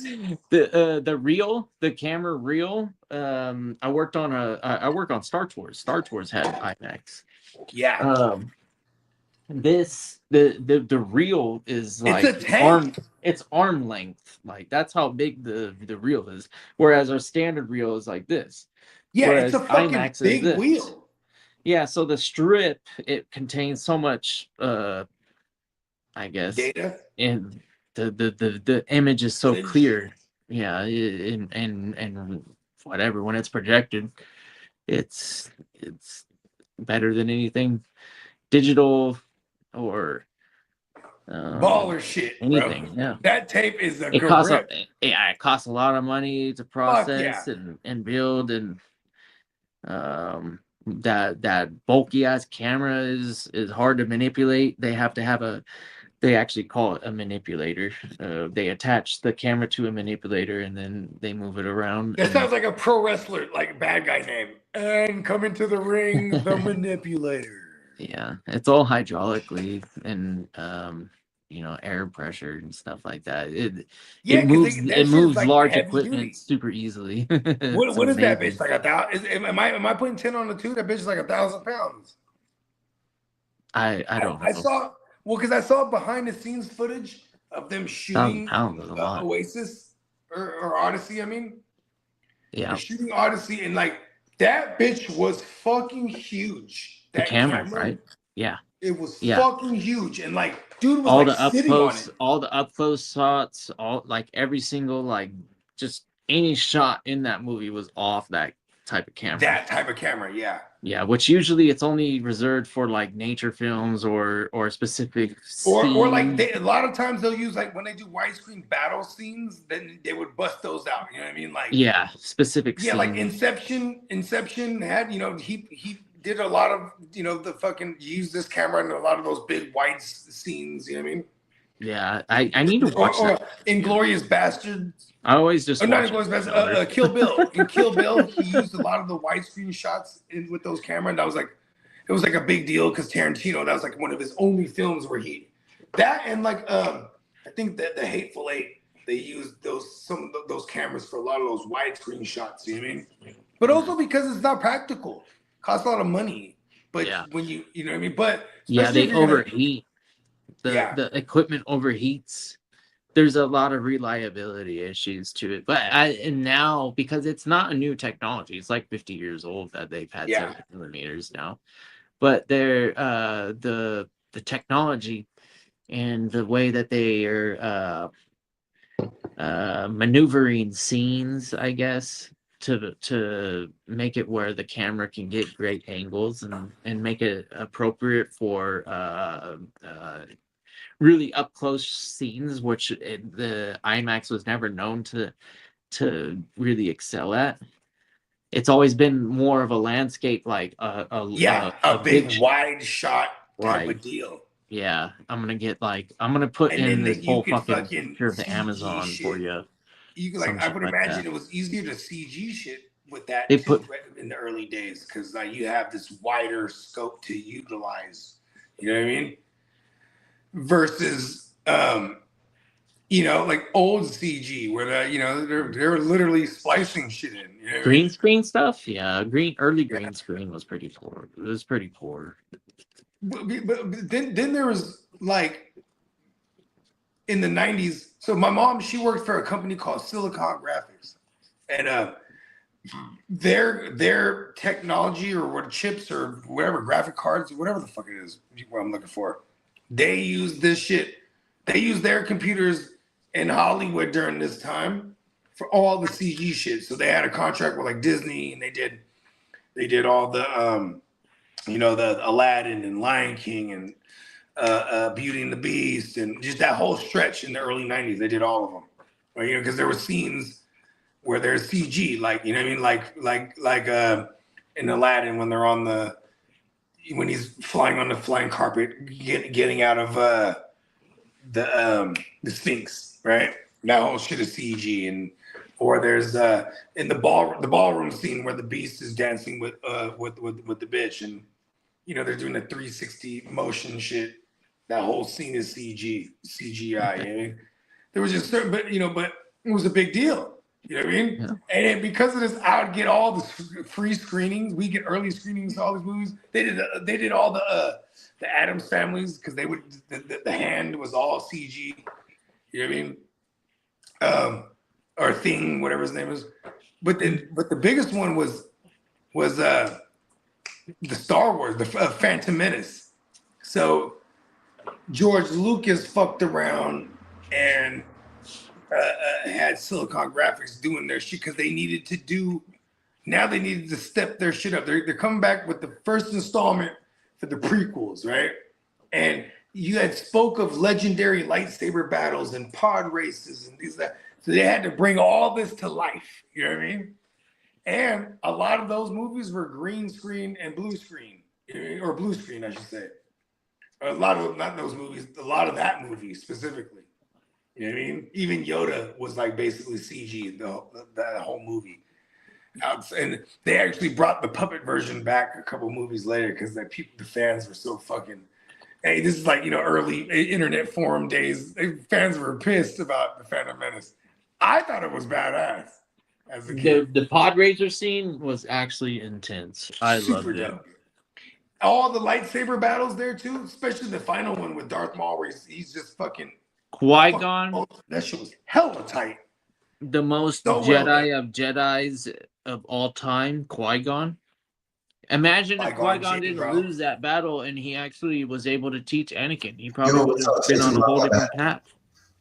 What's that, Peacock? I said, yeah, I barely saw. I was paying attention to the chat. What's up? Stay tuned live. It's probably JB. Oh, what up, JB? Yeah, my bad. I was not paying attention to any kind of chat at all. Shout out to JB. We talking nerd shit. Yeah. I do have some Bogard Packers gear on the OG website, bro. NeonPeacockMerch.com. There should be some Packers stuff up there. I think it's like the retro NFL Jam style stuff. Right. Yeah, and everybody be sure to stay tapped into Stay Tuned Live, 7:00 p.m. West Coast time, man. You know what I mean? And for all you East Coasters, that's 10:00 p.m. That's that late night. This is a late night goodness right here. Hell of a show, very entertaining, and they say what everyone's thinking. I'll tell you that much. The Jedi and the Sith have become Disney's strongest characters. No, I mean Marvel has some pretty OP characters. Not gonna lie. Which probably listen, those Marvel characters are so crazy that like Spider-Man and Iron Man and all of them, they're gonna keep reiterating them like over in time. You know what I mean? Like, yeah, Darth Vader has no shot against a lot of those Marvel characters. I don't know, man. I mean, Magneto would absolutely crush Darth Vader with like the thought, just the thought of crushing Darth Vader. He couldn't use the Force on Magneto either. No. He had the fucking... I mean, this is so OP. Some of these guys, all of the Omega level mutants in X-Men, Darth Vader has no shot against. I mean, even Iceman's an Omega level. Like he could just freeze the Silver world. Surfer is gonna absolutely destroy Darth Vader. There you Silver go, Surfer JB. I will just put absolutely. the link for the Pack Jam shirt right there. Sick. Pack Jam, Love, and Read are on that one. Ooh, I'm going to the Matrix. I'll click right back. Oh, Matrix. Pack Jam. Yeah, when I remember when the Phantom Menace came out, I went to get the soundtrack and I bought it, and then I'm looking and I'm listening to it, and then at the end it's like spoiler alert, like it's like Qui-Gon Jinn's death. That's like the name of the track. Dude, yeah. Yeah, I mean, shout out to John Williams. John Williams is a great composer. I love John Williams. He's got some great music. And so that that ruined it for me, but it's all good. We still went to the theaters and saw the movie. It was really great times. Me and the Drizzle. I went with the Drizzle actually. Star Wars music, man. It's iconic. Late 90s, 99, I think was the year. They owned the Spider-Man movie. That movie was hella good. I haven't watched it. The only Spider-Man that I'm really actually familiar with is the Tobey Maguire one. That's my son's favorite Spider-Man. Yeah. I really don't know much. I actually got to take that back. I did watch the Miles Morales, the cartoon one. Oh, that one's good. I did not fall asleep on that one. It was all right. It wasn't my like preference. I don't know. Spider-Man's never been my like thing. I've always actually liked the villains in Spider-Man better than Spider-Man. I thought the Spider-Man villains were the shit. Like all of his villains were always dope. The symbiotes, and actually just like name them all, dude. They're all really good nemesises. I always wanted Spider-Man to lose. Yeah, going back to the cartoons, I mean, there was a lot of times when it seemed like he was going to lose. Yeah, he did get his ass kicked. I mean, he's Peter Parker for all intents and purposes. He's a little fucking wiener. Fuck Peter Parker. Can't wait for the Doom movie, Tino. That's what's up. Yeah, there are Spider-Man movies from the 80s or 70s that they're very poorly made. Yeah. The Hulk. That was one of the ones, though. The Hulk has always been the shit. Even in the 70s when it was the fucking actual live action bodybuilder looking dude. Lou Ferrigno. Yes, that guy. Fucking those Hulks were the shit, dude. Hulk man. Oh man. Hey, what's the shit though? Matrix is a crazy place, man. Who else is the shit in X-Men? There's a lot of good OP ones. Juggernaut is a crazy character. And you know what's crazy about Juggernaut is like he's like some mysticism shit because he's not a mutant. He's like the stepbrother of Xavier Charles and Charles Xavier, and they're hella rich. Like so, Xavier, I think it was like Xavier's mom and then Juggernaut's dad were married, and they're hella rich, and he's like super eccentric, like Indiana Jones type figure. So he goes on like this excursion to find this gem. It's the Eye of Agamorta or some shit. I might be slaughtering this. Someone can help me with this. But he finds this. Oh no, not Eye of Agamorta. He finds this gem. It was like in Cambodia too. Anyways, he finds this motherfucker, and this shit, because he finds this gem, now he gets bound by the Juggernaut, right? So it's like a curse. Oh, okay. So he's bound with these. That's why he's like encased in this armor. You know what I mean? He's bound by the Juggernaut, but he's the unstoppable force now. You know what I mean? What's Cyclops? So Cyclops he's an Omega level. For sure, because everybody no, not Cyclops. Colossus. Colossus. I don't think he's an Omega level, but he is very powerful. Like yeah, I mean, like he's the one that would actually like duke it out with him toe to toe. He has some kind of kinetic energy type of like woo-wop, but he also encases himself in like this indestructible like. Colossus is a level 3 or class 3 mutant. He's basically all metal. He's like the Tin Man, but like yoked out. Right? Just yeah. Hey, look, he's hella Hey, that'd be kind of tight though. You know what I mean? You just show like. What did the chick man need? His heart. High physical power, non-omega, non-alpha tier abilities, significant combat capability. Hey, and he's durable. Marvel versus Capcom though, that's my favorite. Assistance. Yeah. Boom. Yeah, he just that comes through. motherfucker just comes in, just like. Yeah, he just comes through with every the time shoulder, you can't even block it. Yeah, he just jump with the shoulder. I know exactly what you're talking about. Stronger than Juggernaut. That's a good one. Oh, is Colossus stronger than Juggernaut? I don't think so. No.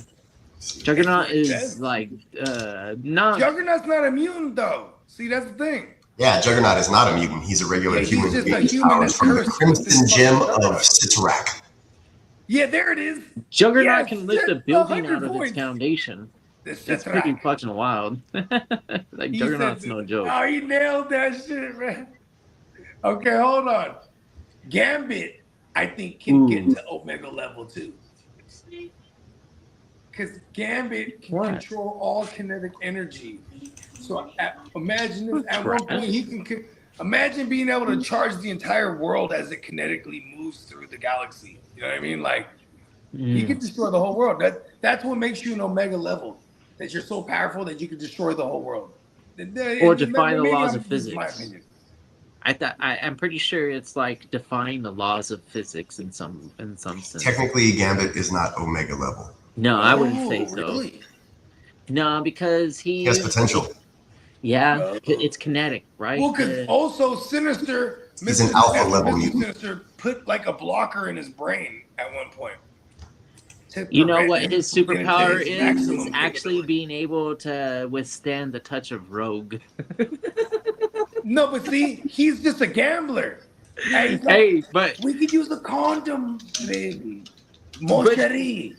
But didn't he's the only one to actually be like, "Hey, Rogue, take your glove off." Yeah, Rogue was his lady. He's like, "Listen, go, hey, Rogue, go ahead and touch me with your bare hand." Feel it rush. To answer Tino's question, strongest Marvel mutants, Franklin Richards, which is the son of Reed, Scarlet Witch, Chaos Magic, Professor X, Telepath, Legion, multiple personality powers, and then of course probably Jean Grey is the number one. Real quick, isn't Legion like the son of Professor X somewhere along the way, or is that X-Man? You're thinking of his sister or twin who was in the womb or whatever. Oh yeah, she's the heroes in Marvel just not as powerful as the villains in Marvel. No, hell no. These are the X-Men are some of the most powerful. Yeah, but the villains in X-Men. I mean, yeah, look at, but then there's Magneto, who's like kind of like anti-hero. You have Thanos, Doctor Doom, Onslaught, Apocalypse. Were the top four. Top there two. It is. Apocalypse is crazy. And Onslaught is. Onslaught is like a part of Professor X's. Hey, and line them up. Onslaught is Magneto and they got no chance Ultron. against Doomslayer. That's crazy, right? No, I think Onslaught is, if I'm not mistaken, it's Magneto and and I just said it right now. The stupid the thing that goes rogue. Oh, Rogue, really?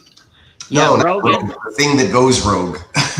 No, no, you're right. The consciousness of Charles Xavier and Magneto. It is. Okay. But it's in the body of Ultron, isn't it? Or am I making that shit up? I don't know about that part, but it's definitely a big old robot guy. He looks like a big old robot. I think did they portray him in X-Men 97, the first season? Or no, you're that not was talking Nimrod. about Galactus, right? Ooh, Galactus. Hey, Galactus is so boring. He just eats the world. He's like, he sends out the Silver and you know what Surfer. he He's is? like, go find me some more food. He's like philosophical too, where you, like if you actually deep think about he's a world eater. Hey, this guy is not a bad guy. This is just who he is, how he survives. He's misunderstood. He's misunderstood. Yeah, he's misunderstood. Why? Hey, I don't mean to he got the eat your big old planet, but like I must because if I don't, I will die. He kind of looks like the Anunnakis too. Like the way the Anunnakis are portrayed, and the ancients with the big head armor. Hey, just imagine if our telescopes see Galactus fly through, and that's like game They over. won't tell us. He already knows where we're at. We're done. Like, here he comes, bro. Hey, He's hella hopefully he hungry. prefers the taste of Jupiter or something. Actually, even if he eats Jupiter, we're fucked. Jupiter, we rely on Jupiter a lot. You know, actually, now I'm thinking about these X-Men characters, right? Or I guess there's also Sunspot. Is that fool? Did he get up to Omega? Well, Because he can, the like, Human Torch is not. No, I mean, well, like- see, but he's not a mutant either, though. He got like some fucking radiation shit happened to him in space. Ooh. What's bruh's name? Damn, I just lost it. Fucking his name. Bishop. Bishop too. No, he's not Omega at all. He's just a time traveler. He's also a mutant. What about what's his face? Nightcrawler. He's not Omega, but he's definitely ill. Cause like there's a lineage. He has a lineage. There's like another guy named Azazel. It's like his dad. Because he's the son. Nightcrawler's the son of Mystique. Because Mystique's another one. She's been around. She's a shapeshifter, but because of her mutant powers, like she ages hella slow, so she could like damn near be like hundreds of years old and still look the same. You know what I mean? But I mean, Nightcrawler, he could just like teleport wherever he wanted to. He had that Dalsum power, the yoga. Yeah, the yoga. And when he teleports, right? He's in the astral plane, like because when he disappears, where he's traveling through is the astral plane, right? And then in the astral, so when he teleports, so he can still get his ass kicked when he's in the astral plane. That's why you see the little like, the little fucking ambiance or whatever, it's like smoke. Yeah. Yep. Yeah, and then there's a character in there though in the astral that rules that place. It's fucking they call him Nightmare. Okay, that was crazy. The phone rang like 4 times in a row right now. It was wild. Did you is this all inside of the one where they're in high school? The X-Men high school movie or actually TV show? Oh, First Class. First Class, yeah. No, this is just from like a lot of nerdism. Oh, yeah, because I watched the First Class, all of it. By the way, Hollywood joints, they fuck it up. No, I don't know. Warner Brothers fucks up superhero movies also. I thought that in was First legit. Class. They showcase Havoc. Oh, dude, they did all the X-Men movies so bad. Yeah, the Fantastic Four movies. Those are the ones that really fucked up. Oh well, I don't know nothing about Fantastic Four, but I do know. know. Sony, stop making movies, Sony. Yeah. Yeah. Give it up. Give it to Disney. Just sell it back to fucking Disney for like a fucking trillion. Yeah. I know people like to hate on Disney, but look at what Rebels is and Clone Wars and so they've done some good stuff with Star Wars. It's not all bad. And Dave I'm gonna be Filoni. real too. Actually, Dave DC's Filoni, animated joints are fucking phenomenal. Like Marvel, their I have to movies give need it to up to step it Dave up again. Filoni. He literally was probably the biggest Star Wars nerd in this planet, and he's what Disney chose. So And they're I'm coming all back about with X-Men too. I'm gonna be really mad if it's bad. me. And you know what's so dope? We grew up Is in it the era the of Star cartoon Trek. version? Hold on, hear me out. Growing up, before X-Men was a movie, we all universally knew that Patrick, whatever his name, Captain Picard or whatever, Captain Kirk, we Star knew Trek. he should be the Professor X, and we got it. Star Trek. Yep. Yes, and it was awesome. Yeah. Very awesome. It was. And Gandalf as Magneto, phenomenal. Yeah. Hey, and homie as Gambit, But the the rest new of it is Gambit, fucking phenomenal. I give it up to that guy, whoever his name is. That Channing motherfucker that motherfucker is Gambit. That guy is Gambit. He is Gambit. He is Gambit. He is fucking Gambit. He got that role. Hey, that perfect. shit was so funny. I love it. And are they making more Gambit movies or involving that character? The reason they threw Gambit in there is because Gambit is from the X-Men universe, just like Wolverine and Deadpool. So in that, you gotta add him some eventually. I mean, he's got to be. When they threw Gambit in there, it was because Channing Tatum was scared before Disney. He wanted that character. before Disney bought Fox up and the whole X-Men universe, right? They were on schedule. They were scheduled to do a Gambit movie starring Channing Tatum, because this was like 21 Jump Street and all the height of Channing Tatum's career. So like they did it as tongue in cheek to bring, and he played it so cheesy and so well. Oh mon ami, you're like, mon chéri. It's not he's doing the whole shit. This shit was hella tight. Come to find out that the guy is from Louisiana, New Orleans, in that area. Yeah, so okay, he's a Cajun. No, yeah, so that's exactly why he's able to There it is. portray the accent I so need well. Spencer to star as Gambit in the next iteration of X-Men. I need it, yeah, because he's such a. I mean, obviously, he literally is kind of like a player, So, in terms Gambit, I like how they do when they do comic book accuracy. You have the fucking little like over woo wop and the hair's out. This shit's badass. Yeah, total. It had like an old school old school cat vibe, like a gangster almost. I definitely appreciated that guy in X-Men. I don't know what to call it. It's not what do we call the TV show? The actual cartoon that you and I and everybody was watching when we were the kids. animated series. The animated series, that's what we literally call it. The animated series. Yeah, literally. X-Men the animated series. Yeah, now they call it that X-Men motherfucker. 97. I had VHSs of that animated series. The very first couple of episodes was on VHS. When they had the big ass robots in the city and they're whatever, fucking like destroying everything, and then Wolverine comes in and just like with his claws like destroys them. You're like, what? With the fucking like punch, you're gonna destroy that big ass fucking thing. And then Cyclops it goes through every is metal hella like OP, butter. just like blasting the shit out of them. You're like, I'm in the middle of season 2 right now. That was literally the first episode. Have that you was seen like, any of it yet, what? Peacock? Yeah, I'm halfway through right now. It's X-Force bullshit going on in the future. It's pretty cool. Oh, Cable, and then what's her it's face? all about Cable right now. The two girls in Cable. Yeah, I don't Cable. know I know Cable, but I don't know what two girls you're talking about. Polaris? The girl that has like the two-parted color hair, and she's got like Polaris. Yeah, Polaris. That's one of Magneto's daughters. No. Cable. She rolled around with Cable. Yeah. She's with Cable. Her name is Polaris. Yeah, but she has green hair. She doesn't have two-parted hair. No, the two-parted hair. She got like white hair on one side and then Domino. That one, and then you know what Domino's mutant power is? You know what her mutant ninja power girl. is? It's good luck. Good luck, dude. So it's so cool. She's in the middle of the chaos. They did it so well in that movie. Yeah, Deadpool movie. Yeah. She's just in the middle of all the chaos. Everything's gonna go in her favor. It's so fucking tight, dude. I love Deadpool. Deadpool was the best. Still the best. Nobody's ever even come close to touching. And shout out Deadpool. to Ryan Reynolds. He actually funded that first one, or he raised the money to get the pilot going. I'm not an Avengers guy, man. Like I could fall asleep through like the first 10 minutes of Avengers and not wake up. All of them.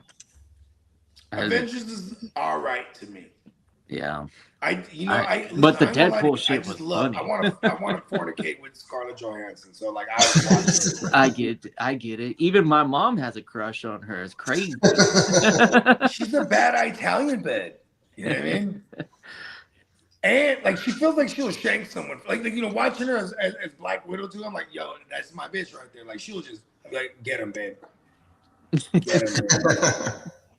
You know what I mean? I'll be right back. Let's go. Get him, babe. Yeah, I haven't seen the new Spider-Man yet. I guess I haven't made time, man. I don't know if I will see it before we go to Vegas. Let's see, best superhero movies are the Guardians of the Galaxy. Yeah, I like those. They're pretty darn. James Gunn did some good ones. I liked the last Batman movie, the way with Robert Pattinson. That was pretty darn good. James Gunn's getting a lot of hate right now from the DC movies as he's been making the Supergirl and all that stuff. I liked his work on Peacemaker. I liked his Suicide Squad. That one was really good. I like his stuff. Although I wasn't like a huge fan of the latest Superman. You're right, I get it, and I haven't seen Supergirl. So, but those characters to me, like, Yeah, who the fuck is Supergirl in the first place? Nobody fucking boring too. It's like, oh, look at me, I'm super OP. It's like, hey, and the same thing with Mandalorian. I've always said that about the Mandalorian. I was like, that character is really boring. Like, I don't understand why everybody likes this character so much. He has no character. Like, there's no personality to this guy. Is it really just because you think Grogu's really that cute? You're like, oh wow, it's a baby Yoda, super cute. we went to see it in theaters, and my daughters and my wife loved the Baby Yoda thing. So yeah, I mean, I watched it too. I got a poster up here. I mean, and I got him on my keys right here. And that He's my home key. is from that movie. I got Grogu on there, right on my home key right there. Damn it, stupid green screen. Yeah. I saw the ghost. Yeah, I got the Astros on there too. Yeah. And the ghost. Astros and a ghost. It's like a witch or something. I don't know. My daughter gave it to me. It's like a little ghost witch. Nice. That's cool. The Dark Knight, the superhero movie. Yeah, the Christopher Nolan trilogies. Yeah, Nolan is my favorite. That's why I need to watch this Odysseys, primarily because I know Nolan was the director, and then the music and the fact that it was entirely shot, every single second was shot in IMAX. I just got spectacular news when those string of 4 phone calls came in. They are postponing that trial that I was supposed to be at next week, so I don't have to worry about none of that. Oh, right. Does that mean that you're not stacked up on a bunch of stuff? Yeah, that means I'm kind of chilling. That means I can work on some thumbnails for JD for some of his videos that he's releasing, and I won't be like pressured on. Like, I will be able to get that stuff done beforehand. Anyways, it's just good. Yeah. Good to know. Trial for next week rescheduled. Boom. Oh, we got an update from Ear to the Streets in the group thread. Rams wide receiver Puka Nacua left practice with the training staff. Sean McVay says he has no update right now on what happened. And Myles Garrett's dealing with swelling in his knee. Good. I just remembered I hate them. Yeah, reality. You know, Myles Garrett's not. I mean, is he Omega level? I don't know. Which one? I feel like Puka's an Omega level, but like, Puka? is like just the ground. Yeah. That's gonna be my next thing. I'm gonna turn superstar fantasy players into comic book characters, like universe characters. like a mashup. Like we'll do AFC with Marvel. It doesn't matter. We don't have to do it that way. We can just do Marvel DC characters. You know what would make no sense if we could do an especially because they're blue and yellow, like Puka, but he's like Wolverine. You know what I mean? But I say it doesn't make sense because he's just always hurt. You know what I mean? but the colors make sense, right? Like the colorway. Yeah. Yeah. And he's like shanking a ball or something. You know what? I just had this thought right now for the 32 man, and then you don't have to take this seriously, but wait, what if we had divisions and we did do it that way, where it was like Marvel versus DC, and then it was just like in divisions where the division winners faced off in the Super Bowl for the championship. See, I love that idea, but when we did this before with this other like struggling ass channel, right? Like, the thing that sucked is like if you were just the top in the division, like say you might have been just fortunate that you're in a division, everyone sucks, or because I was in a division where all the hitters were in there. No, it's not division. It's like AFC, so it'd be like the 32 man, where it'd be 16 and 16, like conferences, not 4 and 4. Yeah, okay. Yeah, it'd be like it'd be like the 16 versus 16, and the best of the 16s face off. Yeah, and like you know what's because the way that the matchups are, anyways, you're not like like I think. Like I said earlier in the previous stream about my last 32-man league, somebody mentioned that my team was pretty good. I was like, I think it was because of the nature of my schedule. Like I think I had a fairly weak schedule where coincidentally Yeah, and there was like not, Diamond Joe who went through the murders row. I remember his schedule. Yeah, I didn't. Yeah, I never had to put up a ton of points to win. I had a pretty nasty schedule, and then I was doing it without a fucking quarterback. Thanks, JD. Yeah. Me too. Like my whole team, I had Odunze and Stroud, and I had a bunch of who else did I have? I had J.K. Dobbins. Like my whole team died last year in the 32. 32, I was okay. But you know me, I rarely find myself in the gutter. I don't ever find myself not in contention. I feel like. and then here I am. I don't take Tyler Warren. I take the rookie Price, and then I take Pierce, who's like on PEDs or whatever, hopefully. And like I'm like, this is just what I do in the 32. I just do crazy shit. You do crazy shit, so I can. Puka's already dead. Hey, yeah, all right. I got Tyler Warren here. Right on, bro. Yeah, sweet. And it's like, Kitteh historically makes the smart decisions. So right when he picks him, like, I should have took him. No, me. You know, it's all in you and Guchinni and Peacock. Everyone else makes smart decisions except me. Yeah, he took Herbert there, which was I don't think he was on my. I actually have Mahomes over Herbert. He has Herbert being like, you know, one of the top 3 finishers this year. Yeah, I still like Mahomes better, especially Rashee Rice is on the field.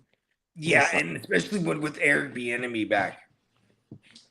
And Ken Walker is a fucking difference maker, man. Right? Like yeah, Ken Walker's a great running back.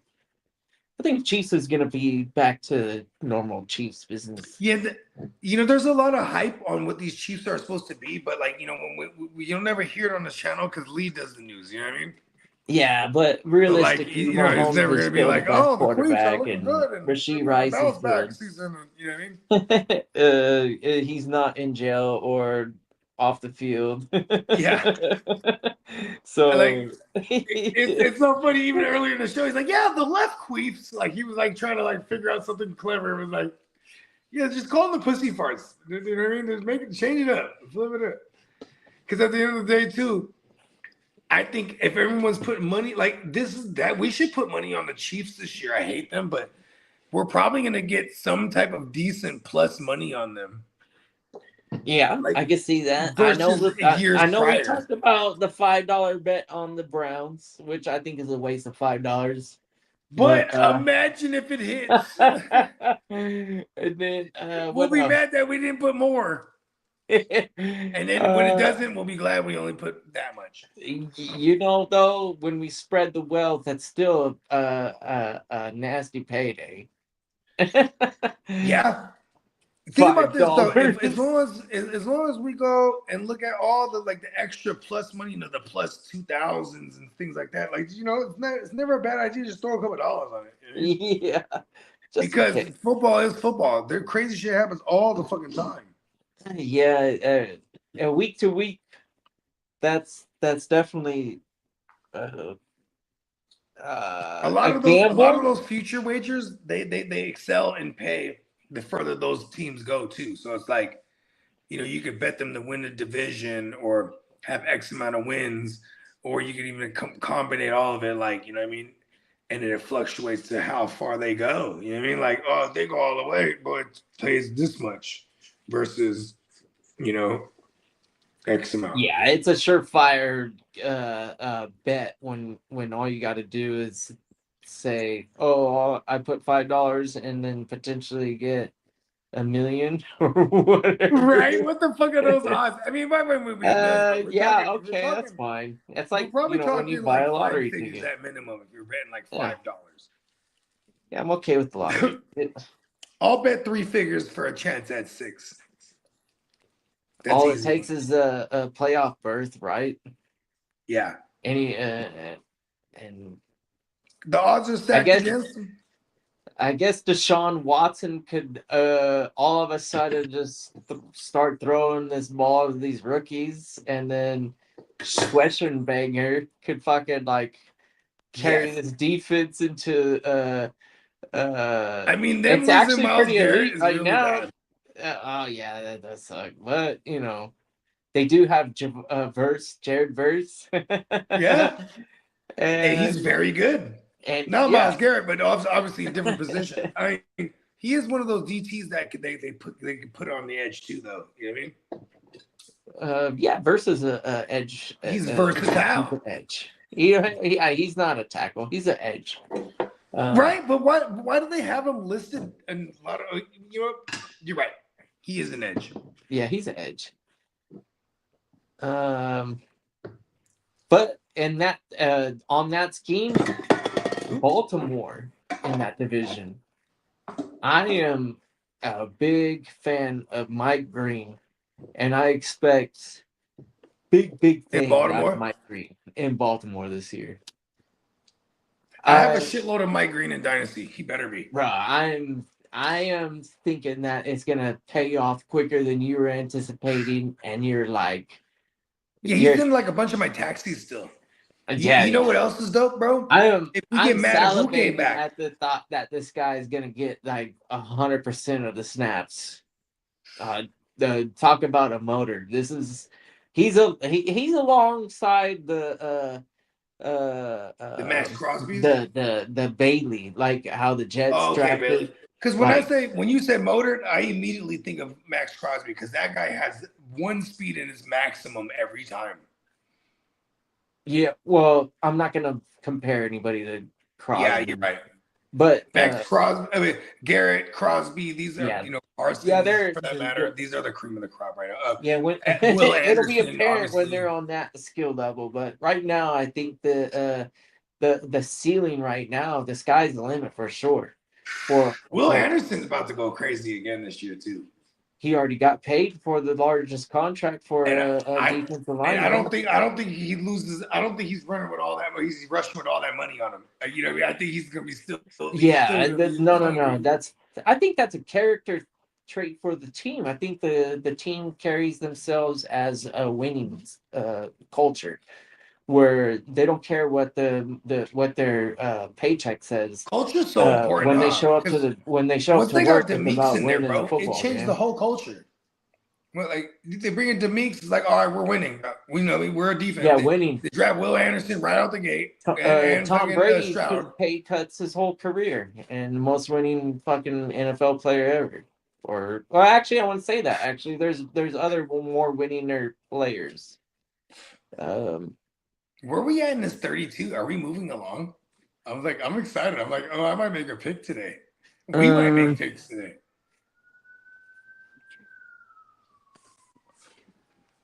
We are on round 5. Pick I made 2 picks today, and I'm probably done. Yeah. There you go. Mark Andrews. I took J.K. Dobbins and Mark Andrews. Nice. I feel really bad about it, but make smart picks. At that point, it was just like, whatever's left. I'm not going to reach for a possible guy that could fizzle out. You know what I mean? Like, oh, this guy's supposed to, whatever. It's like, just give me the old boring guys right here. Hey, 100% though. Like, I think more than maybe I wouldn't say more than half. Maybe around half the league still doesn't have a quarterback. No, I think there's only like 4 or 5 guys. No way. Yeah. Let's count them. So we got Candlestick, you, me, King D, Steamboat, Enrique, Ghost Monkey. Oh, okay, yeah, there's more than that. There's like 7. Car Madison, Dennis, Bogey, and then me. There's it's a little less than half. I think for the most part, though, we got a shootout. We're playing quarterback chicken this year. Yo, we're trying to do the who's the worst quarterback to? It's not Brissett. I'm telling you, it's not Brissett. Brissett is not the worst quarterback. It's probably the Watson. It's maybe Watson. Watson or Penix or Tua. I'm okay with having Tua just because he has London at least. Actually, I'm not mad with the Watson situation either, or Shador for that matter. Like, as long as they got weapons, they got Fannin. They got Hey, Fannin Bogey, you're totally selling this quarterback chicken Yeah, I don't give a method. fuck. I'll take Kirk Cousins. Whatever. Hey, give me I Geno take Kirk Smith, fucking yo. Cousins. I want Geno. I love Kirk. I want Geno in the last round. Don't you better beat me to him. See, that's when you get mad, when you wait till the end and you end up with the one that you actually don't want. You're like, damn it. Yeah, that's like Because that, like for example, but see, that's the thing too, is like those bottom of the barrel guys, they might flip around at one point. You know what I mean? Whether it's a Brissett, and then we see like. Hey, the beauty of this Carson is that nobody can have more than one quarterback, so you'll always have a starting quarterback on your roster. That's a fact. And then depending on the matchup, even a backup quarterback can put up starter quarterback output.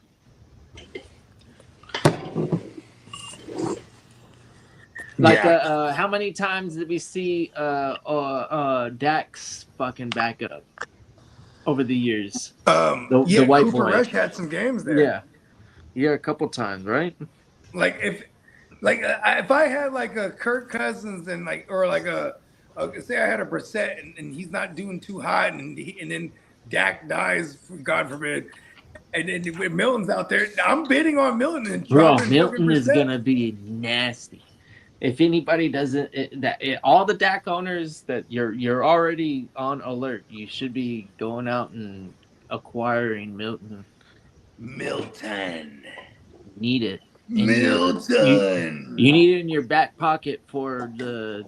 I think it's inevitable. Everybody gets hurt, but especially Dak. They all die. It's inevitable. But Dak is like a checkerboard, though. It's like when you're hurt. He's never out for the season, I think, but like half season or. I need Dak to stay alive because I have a lot of Dak and I love him. Yeah. I don't want him to survive in the postseason. That offensive line, it fell apart probably early on in his career. In the beginning, it was really solid. The line that he was a part of was, like the Great Wall of Dallas 2.0. And then they all started getting older over the years. And then and they retooled this line, though, over the past 3-4 seasons. They're hella good again. Yeah. They're hella good. Steele, remember we had names like I can't even remember their names now. Smith and Taylor and all these fools, they all retired, bro. Fucking, they're all they're all gone. And that new line though is hella good right now, on paper. It's a division that is definitely going to force points on the board. I mean, when you look at who they have to play, like they're, the craziest pass rush they have to go against is New York on paper. And then you have Philly, who schematically with Fangio is just going to always be pressuring the QB. And you have Dan Quinn as well, barring whatever personnel they have, they very aggressive front. And so Dak, that line has to be built to withstand, ferocious pass rush, and it's built that way. So, you guys know who's still a free agent that needs to have a home? Who? Bobby Wagner.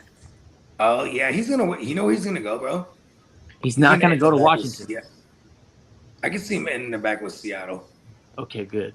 Yeah, because we want Sonny Styles to get all the work over there. Yeah, I definitely don't see him going to New York. Like Washington, maybe they bring him back, but it's like they got Louvu. They brought in Leo Chanel. Arvell Reese went to New York. Yeah. And then Sonny Styles went to Washington. Yeah. Yeah. Yeah. And like, oh my bad. I don't know why I thought you said he's going to New York. Washington. And then Wagner, fucking, if he went to Seattle, what about Knight? Is Tyrese Knight not middle linebacker? I mean, it's more like it's fucking our guy Thomas over there. What's his name? Drake Thomas. That guy's kind of solidified himself as the guy alongside Ernest Jones. You know what? We want our Seattle defense to be actually pretty bad. Because so then those linebackers can fucking eat. Yeah. Because last year they were actually good, and it was like, it wasn't like the blow up fucking inside linebacker shit that we were used to getting. Eman Worry is already done for this season, right? Is he? Is he done for the season? I know he's hurt. Bad. He's got a major injury. Damn. I got a lot of Eman Worry.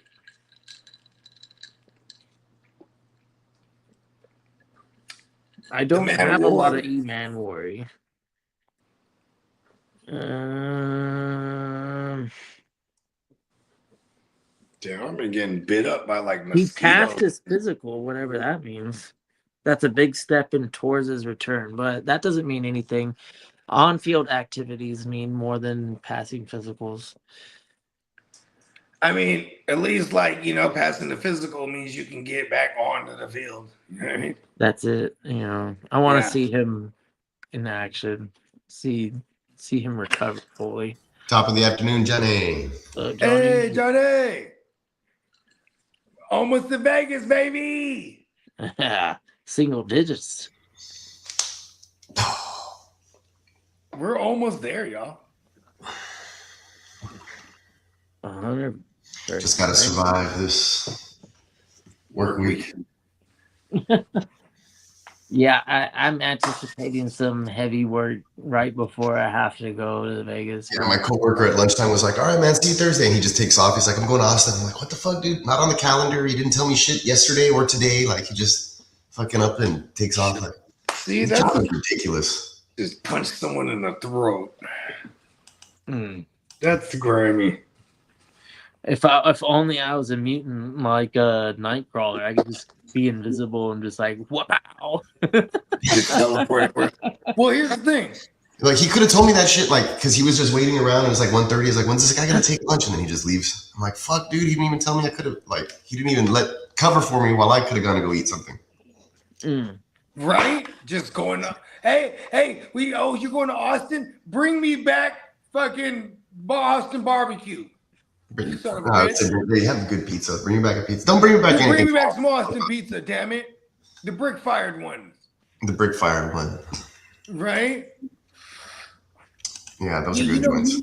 Here's the thing.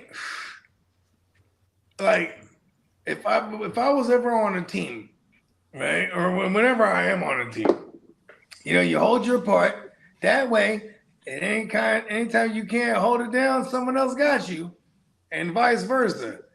It doesn't go the way we're like, "Hey, look, I'm out of here, man. Good luck." You know what I mean? And I get it in the workforce, I guess, where everyone's just looking out for number one, right? Yeah. But, it's just another forms of greed. It's wild. Yeah, and like being a non-greedy person, right? You're feeling like if someone's taking advantage of you, it's like, "Sure, motherfuckers." You know what I mean? But when you're good too, and they suck, they like bank on you. Like they take, you know what I mean? It's another form of taking advantage. They're like, "He got it."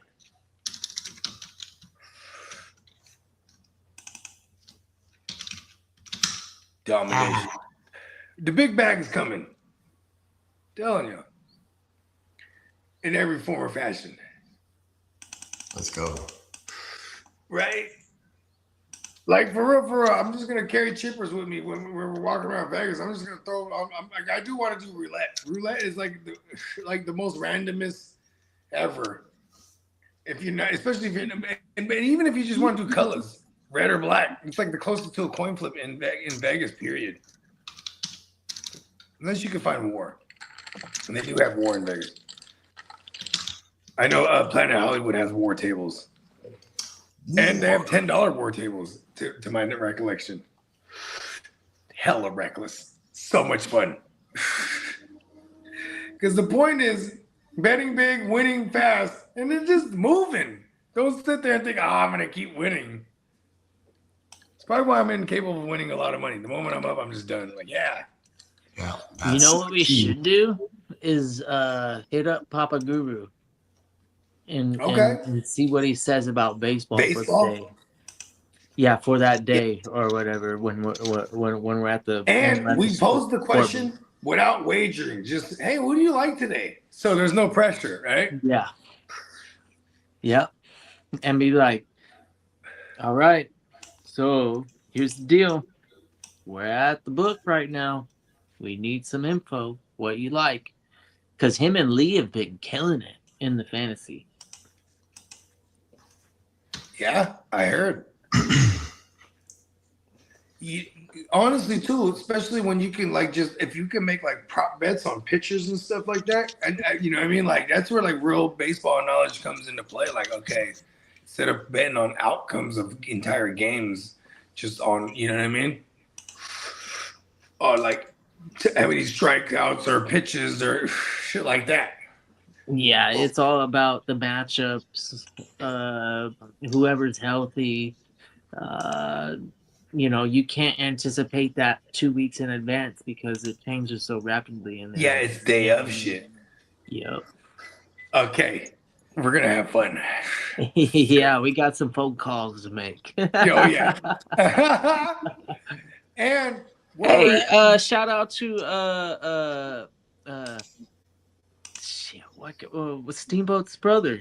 What's his name? Bell Cow. Bell Cow. My bad. Yeah, he retired. Shout out to Bell Cow. He's another savage when it comes to the baseball. Yeah. He's so savage that like he would like buy a hat for the teams that he's like putting bread on.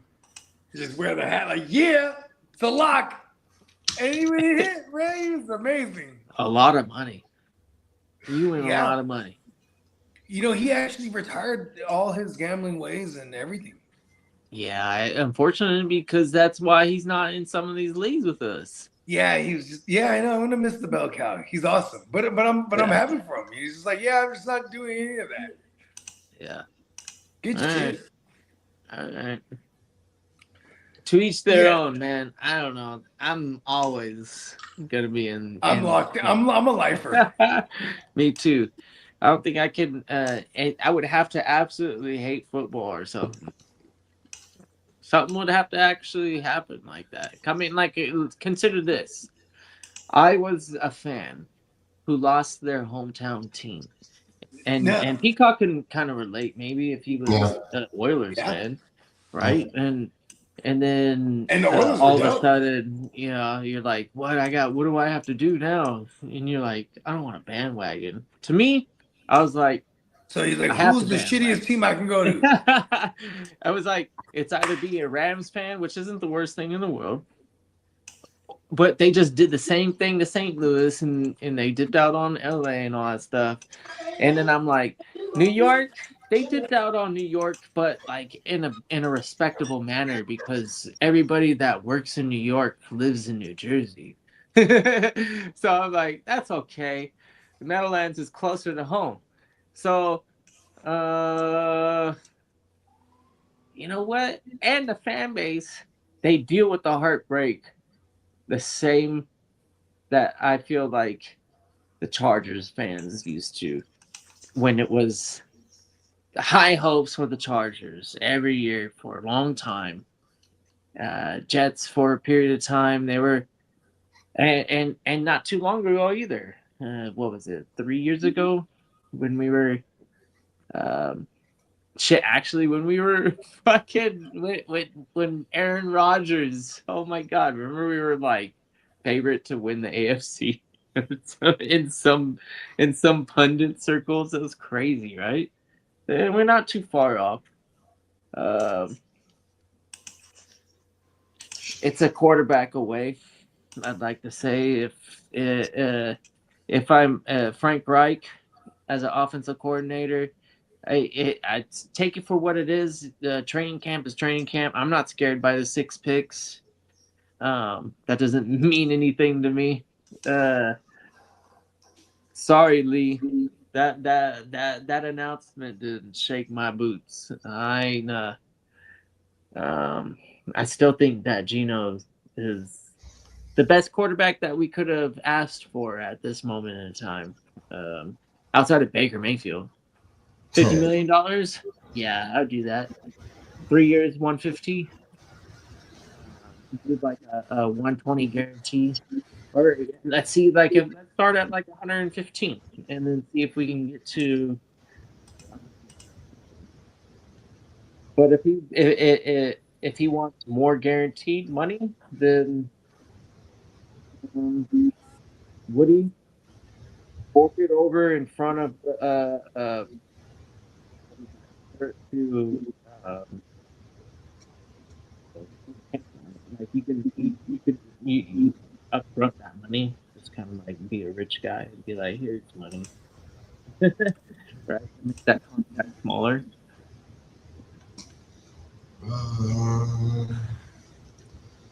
It's called a signing bonus or some shit like that. Like signing bonus would just be like astronomical. Be like a big payday. You get a year's salary in 1 day on a signing bonus. Do a signing bonus. That's how I would move my money if I was a billionaire. I do a lot of signing bonuses. Right, Bogard? Bonuses. I'm signing bonuses. A lot of these, because I'm a billionaire that wants to win trophies. Because I got so much money tied up in everything else, making bread everywhere else. You know, I'm in this NFL business to put up a championship, and then eventually, with like, hey, these cities that make championships, they like Kansas City, they're gonna get a new stadium. You know, like look at the Seahawks. They win a Super Bowl, sell the team. And then it's like what they quadruple quadruple what the team was worth, like initially. Yeah, they're buying these teams for billions right now. The Padres just sold for a grip of money too. Billions, I would imagine. Like 4 or something. Yeah. Sounds about right. And that stadium was imagine if Uncle funded, Jerry, and it only cost like $400 and some odd million, which is crazy in terms of like an actual venue. A high caliber venue that's actually like regularly voted as one of the best places to watch a sporting event. Petco Park was only like $400 and some odd million. These teams in paradise. Oh no, Padres ain't going nowhere. If they want to the ownership they transferred ownership, but they're staying in San Diego. There's no big deal about that. Which is great. Of San Diego for real. This ownership is coming from a competitor with the Dodgers, big time. They had a partnership in a soccer club together, and then this fool got into the Dodgers race, and he started making a bunch of money, and he started talking shit to all the other people in the conglomerate with the soccer club. And then he was like, you know what? Fuck you. I'm going to get into this shit too. And then, so he bought the Padres. Yeah, because the real money is in the soccer, the FIFA World Cup shit, you know. Because you're on a global scale. Yeah, those guys got a lot of money. That shit's crazy, bread. They're like, I'm not mad that when's the next time they're having a World Cup in America? 2032, something like that? No, way faster than we ever could expect because of such a success. Right. We housed such a fucking great tournament. Everybody liked it. Like 2034, I think, maybe. You know, nobody wants to go to Qatar, dude. I know. They're like, we're gonna go back to America. We're not gonna go where like women are oppressed anymore. That's stupid. Fuck the Middle East. Here's another thing that's crazy is like, if you fuck around, and by the time you have around in America again, there's already like a generation and a half that grew up playing soccer because they fell in love with it watching the World Cup in America. You know what I mean? Like it just births new you know what I mean? Like I bet you right now the average the average internet troll, the 18-year-old might be a Chiefs fan. If he might start liking football when the Chiefs got good, and there's like, oh, I love Patrick Mahomes, I'm a Chiefs fan. You know what I mean? Yep. Like any Patriots fan from back in the days that wasn't from New England. It's like, oh, I love Tom Brady. Like, hey, you fucking, we're like a LeBron fans. I'm a LeBron fan, so they just wear whatever team that he's on. Like, you get the fuck out of here. You know what I mean? Hey, you know what though? If he played for your team, you'd be a LeBron fan. Of course I would. You'd be like, "Oh hell yeah!" Because but then there's the people. But then there's the people who they bandwagon, but their excuses they just like this play. Like the New England fans that only just attach themselves because Tom Brady was the most winningest. Then he goes to Tampa like, I'm a tough Buccaneers fan. It's like, okay, yeah. And then they win. They're like, haha. They're all at the fucking parade. Girl, Niners. We could have had Tom Brady. And Shanahan was like, Jimmy's my guy. Fuck out of here. We literally lost the Super Bowl with Jimmy and had a chance at Brady. And Shanny, I'll give him this. He's a Sagittarius. We're pretty loyal. He was like, nah, man, Jimmy's my guy, bro. No. Imagine that. The Debo and Ayuk and, you know what I mean? With Brady, that shit would have been kind of nuts, man. Kittle. He probably would have brought Gronk. We're expecting Kittle week 1. Optimistically speaking, yeah. That would be fun, right? You know, you gotta remember like, who's bam, week 1 on your fantasy lineup. Like all of a sudden, as a guy, I know. To me, Kittle's a fucking threat. Yeah, when I see Kittle opposed on in the flex, for example, right? Like that's probably where he's gonna reside. I'm sweating. I'm going, damn. Kittle's nice. And do they have a primetime game? Yeah, the first to start the year right out the gate in Australia. Yeah, daytime Australia featured Kittle tomorrow is game, and definitely gonna ball out on a primetime game, bro. You know, he might have Aborigine roots. And he gets onto his native soil that he doesn't know where he's from. He's like, oh my God, I feel something. And he becomes Omega level Kittle. Nah, shout out to Kittle. He's He's just one of our favorite players, period. Yeah, Kittle, Mark Andrews, and Travis Kelce for the longest time now. And you know, there was a little chapter there for Darren Waller too, where it was like, man, Waller the baller was going crazy. Like he was a part of that little crop there, you know what I mean? Yeah. Going back to like 2018, 19, 20, 21. Yeah, because Kittle was the rookie in 2018, and he went right out the gate. I don't think he was 1,000 yards. He definitely wasn't 1,000 yards, but he had like 8 touchdowns. It was crazy. Yeah, those 3 guys, though, specifically Kelce, Andrews, and Kittle, each of them have finished as tight in one. At one point or another. Yeah. Mark Andrews, too? Yeah. Wow. Yeah, he was tight in one probably like 3 years ago, I guess. No way. Let me see. I'll pull it No up. way. Yeah. Yeah. Really? Wow. Yeah. So right before the Laporta year, it was him. It was, let's see, 20. Because remember, not Laporta. Yeah, it went like Laporta going. Oh no, Laporta wasn't one. You're right. Damn, for real, he might have been one. Because I feel like you got to go back to like 2018, 19 era. He's been playing in the league for a long time. I don't know which year it was. Yeah, 2018. Since 2018. There you go. One of these years, you go back in there. 2020, 2021. Something like my that, God, man. bro. Was he a rookie that year? Because I know he was drafted the same year as Hayden Hurst Helmsley, right? And Hayden Hurst was drafted in the first round, and then later on they grabbed Mark Andrews like in the fucking 3rd or 4th or something like that. That might have been the 2018 year. You know who reminds me of Gronkowski the more that I watch film? Who? Brait? Loveland. Loveland. Oh, okay, I can see that. I think I didn't think of Loveland is Loveland gonna. initially because I was just trying to think of like someone who's boring and can block most of the time too. Like, because then if not, it's Kittle.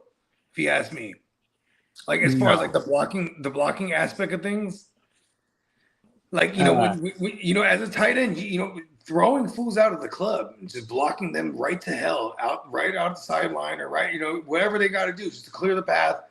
Yeah, like Gronk and Kittle, that's where I would go to for a comparison. But I think you're going with all around, huh? Like, because Gronk used to make big plays down the field too. You know what I mean? Yeah, Loveland is like so much. He's got so much size advantage. Yeah, because Kittle's like not. once you start getting big. down He's the like field. 6'3".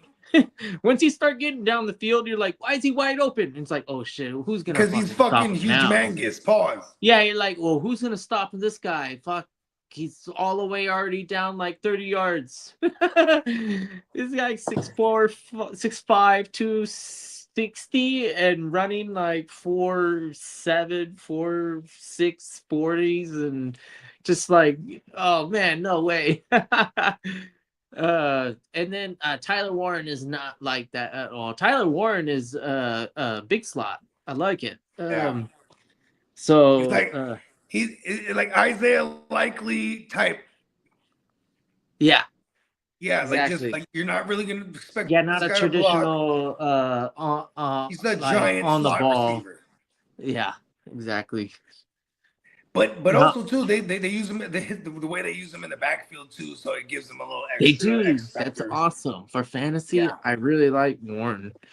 I like a lot of tight ends. I'll give you price for him. Let's just make it right. Nah, I won't do that. Oh, man, you're right. I wouldn't. You know why? Because I already solidified my running back by taking Gibbs. It's true. I don't ever have to start it. And then you solidify, and then you got two good ass fucking high floor receivers with Pittman and I think Wandale. so. You know, Pittman. I'm pretty comfortable with Wandale Robinson. I don't care who's throwing to him. I think he's no. Listen, he's gonna be in the same exact system he's been in his entire career. Like he's literally following the coach.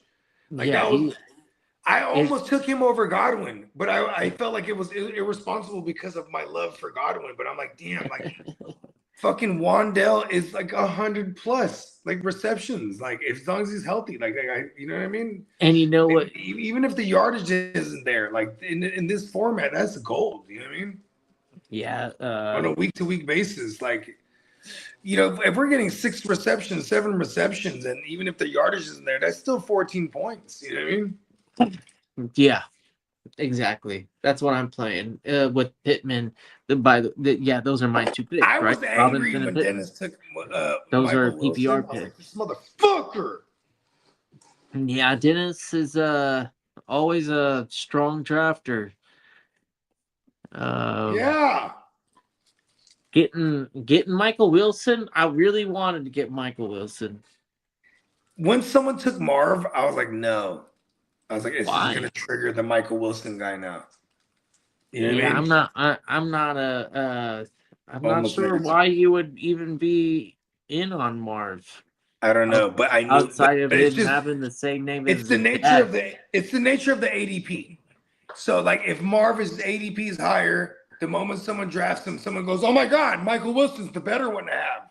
Then they immediately think of him. You know what I mean? It's like when someone took Coleman earlier song, and then Peacock, what the fuck, JK. You know what I mean? Like whether or not he was targeting JK or not, if he wasn't, I would trigger the thought for me. I'd be like, why is this guy taking Coleman? I'm taking starter.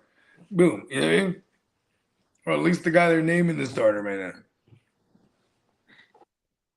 Bernie Mac, I'm starting to be concerned with my evaluation. Why is he on Marvin Harrison? Okay, listen to this. Bernie's one of the smarter guys. Like, over the years, we've been going to war with him for like about 6 seasons now. It's like season 6. Yeah. But here's the thing. I uncomfortably have like shares of Marv in leagues all of a sudden. Like, right? And he's been steady trying to trade for all my Marv shares everywhere. So when he took Marv, I was like, oh, okay. I mean, because he took it over Brian Thomas. You would trade Marvin Harrison for Brian Thomas right now. I would have done that. Yeah. Anybody that offers up Brian Thomas Jr. and you want to do a 1-for-1 for Marvin Harrison with Bogey, he just right now said it's maybe not a 1-for-1. If I have any inkling that they value, Marv more, and I have Marv, they're saying Brian Thomas plus. Say you were dealing with a boss cat, and they were like, "Nah, bro, I know. Okay, it's this or nothing." And I'm telling you, here you can have Brian Thomas. Brian Thomas is far and away a better talented receiver, and you would do it every single time, right? I'm everything I'm gonna say has nothing to do with Trevor Lawrence. Not only is Brian Thomas more talented, but also the system he's in with Liam Cohn, like it's gonna pan out. I believe it. Yeah. Well, that's because you're Shanahan. We'll do the Shanahan. McVay. Yeah, and he's a McVay. Yeah. We like Liam Cohn. We also like the Canales and Canales too. And you know what Canales is? He's a product of Bruce Arians, and we love that because Bruce Arians risking no business. LaFleur, even though he's been in the league for a long time, but LaFleur, that's another one. Yeah, I mean LaFleur is part of the Shanahan tree. Yeah, he's the one biggest of the immediate branches. Yeah. If there's the Shanahan branch, and I mean there's the McVay branch, and then there's the LaFleur branch, because they all come from the mighty Mike Shanahan tree. Like they were all in Washington together. McVay, LaFleur, fucking Zach Taylor. They were all under Shanahan, Kyle Shanahan, and as the OC, there's all his assistants and position coaches. And then they were under Mike Shanahan, the big dog Shanny. The Kubiak, the Gary Kubiak tree. Marv? Who? All right. Bake says that he'd take Marvin Harrison. Bake likes Marv over Brian Thomas.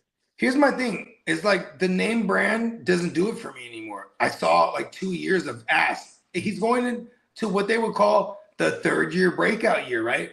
And you know what's sad is when you're supposed to be a high-end receiver and you have to be talked about in the third year breakout because you haven't broke out yet. You know what I mean?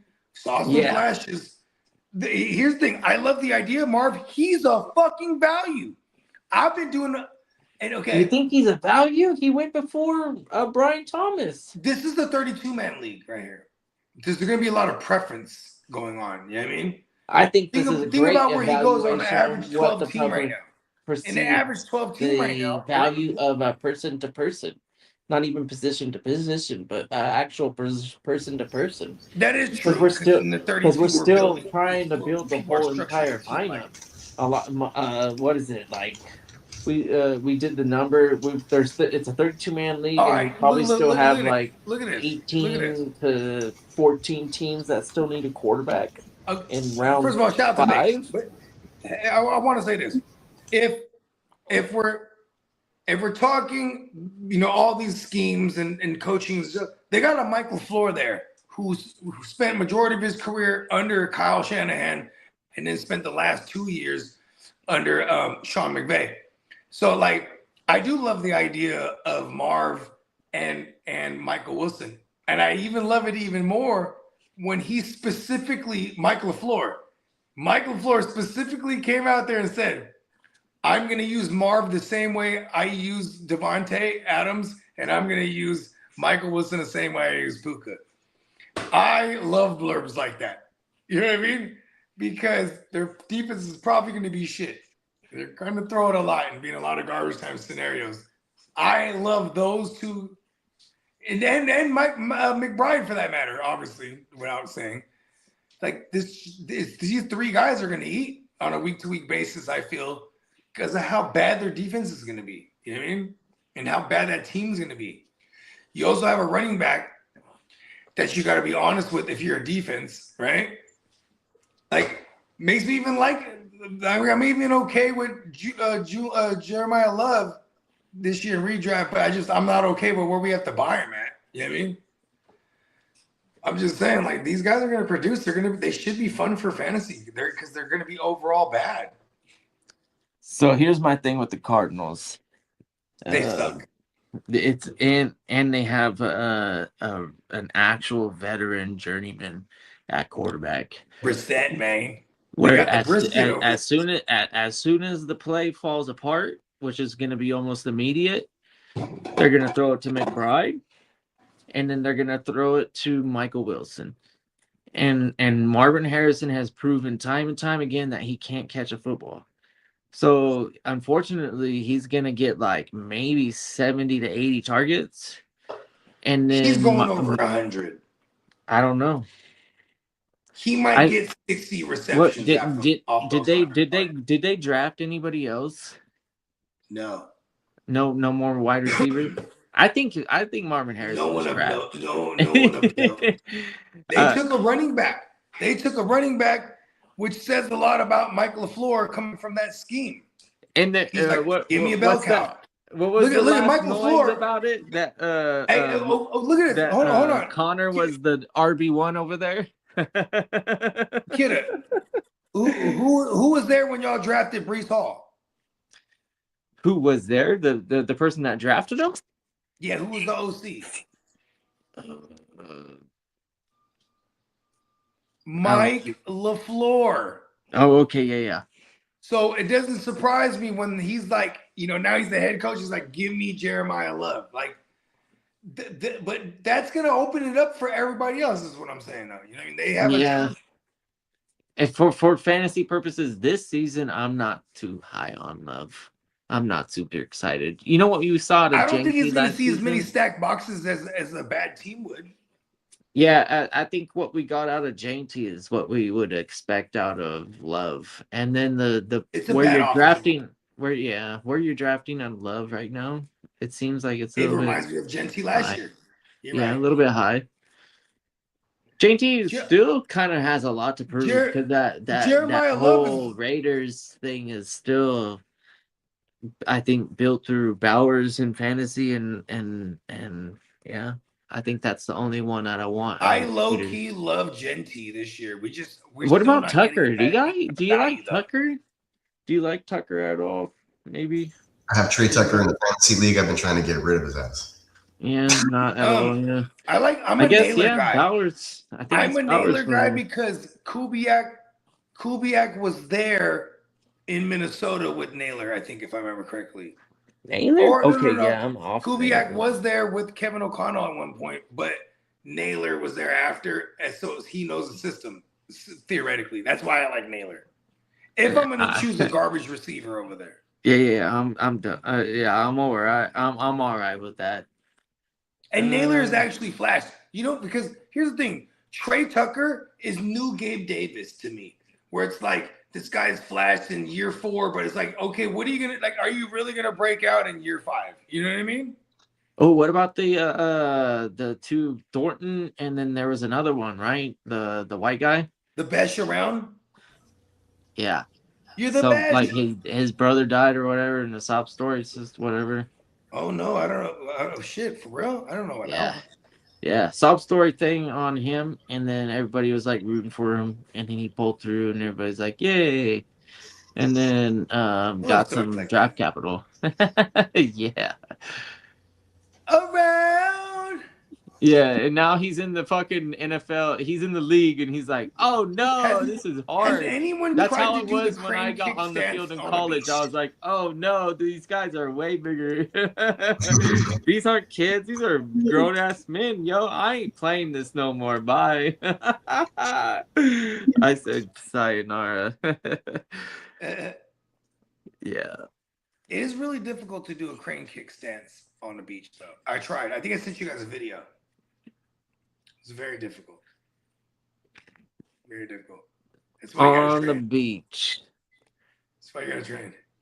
Hey, Hey, look at this too. If that log ain't planted, pause. Good pause.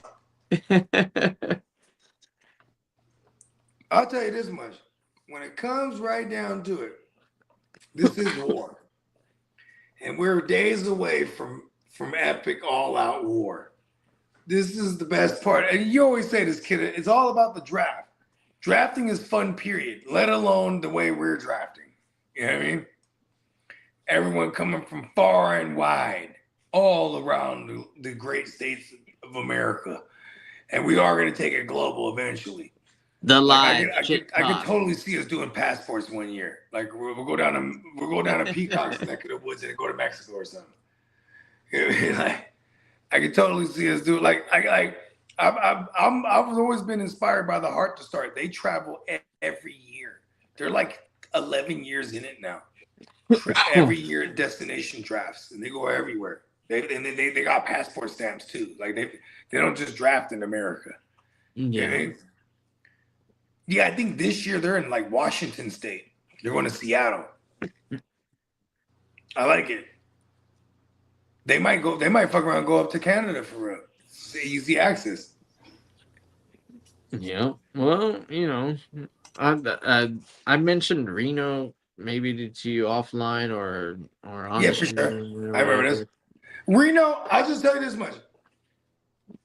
Even we're going to be staying at the Rio the Wednesday night that we're in Vegas, right? And like Rio's not on the Strip, and you'll be amazed when if you're not a Vegas goer all the time, especially if you only come out at night in Vegas. You go drive around during the day and go right outside the Strip. It's ghetto everywhere. You know what I mean? It's just like that. So it's real hood where we're at Rio for a night, but like I love it. It feels like a home. But at the same time, too, see, this is what I'm saying. You go anywhere, right? It's going to be grimy in these certain type of areas. You know what I mean? Because it attracts a certain type of individual. You know what I mean? When you got casinos, you're going to have the gamblers, obviously. Then you're going to have the dealers because the gamblers got to stay up. And then you're going to have the crime because of the dealers. And then you're going to have the people robbing the gamblers. And it's just, it's just an ecosystem. Right? That's why they call it Sin City. One day, we'll go to fucking, what's the joint in China? Macau, bro. Macau. Yeah. The cool thing about Reno, as opposed to Vegas, is that it's not 1 billion degrees in Reno. That is true. Whoa, it's a wasp. You're in the mountains, so it's kind of like nice weather-ish. Whereas, like, you're not in the desert. We're like, Las Vegas is literally like, why do people live here? You know how much work it took for people to live there? We had to, like, build some dam to stop a river. Took the mob. The mob was like, hey, because the mob was already aware of Nevada and Vegas because they were like, yeah, man, the fucking gold rush and all this shit. And they're like, man, we could build some shit there. Yeah, bro. You know why they chose Vegas? You needed the power. Vegas didn't have no state to tax. run the city. Nevada didn't have no state tax going man. It was revolutionary. It was Bugsy Siegel, bro. Bugsy Siegel, Meyer Lansky, these motherfuckers was like, "Yup, we're getting right into Nevada because Nevada didn't have no state tax." So they're like, "We could build all kind of shit and launder all kind of money here and make it a destination spot." And they were on point, bro. They were like, "We're gonna sell it as an oasis. Come to the middle of nowhere in the desert." And you have luxurious fucking, it's like an oasis for real. You rubbing your eyes like, is this real? You got hotels with fucking fluorescent lights and shows with showgirls and motherfucking, you know what I mean? It's the shit. Imagine that. And if you're a baller, you knew about this. Especially if you was a gangster getting money, you're like, yeah, I'm totally gonna go take my street money and gamble and then write it off. Like, yeah, I won all this money at the casino. Not.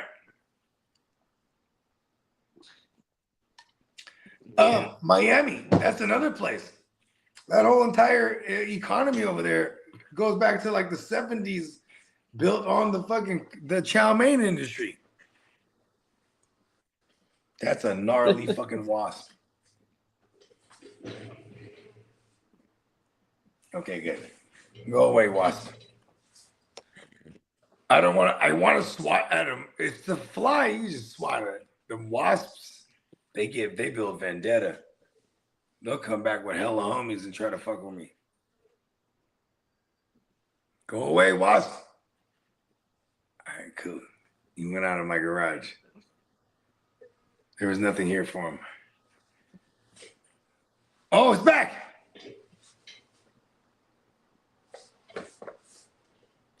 Okay.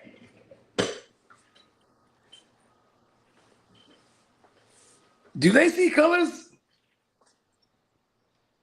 I have no idea. You're supposed to know these things. You're the scientist, bro. I I got lazy on learning things when I'm around you because I'm like, oh, Kitteh knows. I mean, colors is, yeah, they're gonna see some sort of color because if you're gonna see images, you have to see some sort of color. Have you ever went down the rabbit hole that the color blue is never said in any of the Bible? So No, back then, that's not true. But the blue lapis, which is a stone, is that the New Testament? Old Testament. Oh, okay, yeah, man, you got me then. No, yeah, it's a boy, was I wrong. There is a stone, and that it is perceived as one of the items that you can personally carry with you to kind of like guide you, even in the afterlife. So you would be buried with stuff like this. You know? Yeah. Lapis. I think it's LAPISZ or something like that. Something like that, I think. That sounds like an ill rapper name. Like a crip. My name Blue Lapis, cuz. Yeah.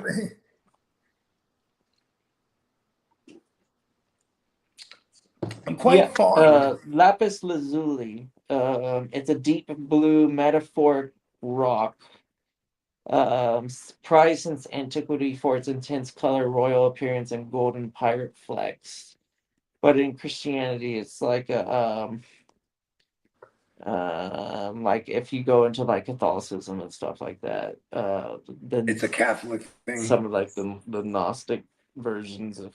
Well, because Catholicism and Gnostics, they address everyone else outside of Jesus. Yeah, it's called it's called the biblical blue stone of the throne. Anyways, hey, that was kind of gassing right there. Biblical anyways, blue stone of the throne. I would like to that'd be an ill chain, huh? Challenge you to pursue it in a market or something. And if you come across it, go ahead and scoop it up. If you have, that'd if be you're kind of strong fresh. in the I ain't faith. gonna hold you. If you're strong in the faith, this is something that proves it in the afterlife, more or less. I want to do if you want to go into the old ancient Judaism version of.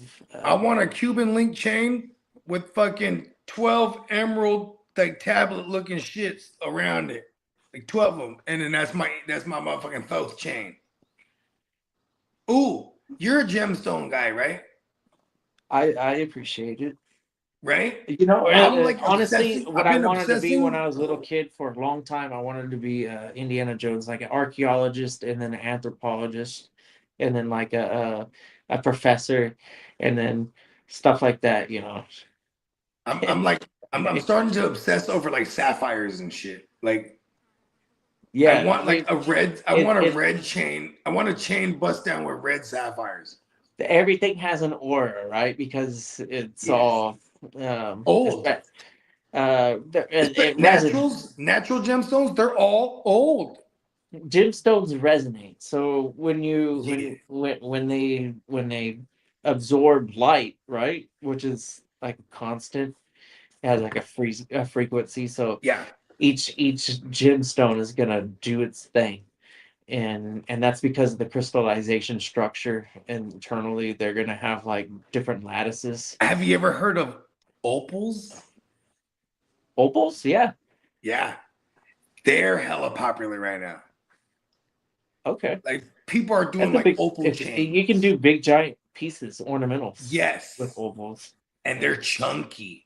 Yeah. And like opals, like every opal is like you could have like similar looking ones, but they're pretty much all one of one. And like when you're in the diamond game, they want the most clarity, the most, no inclusions.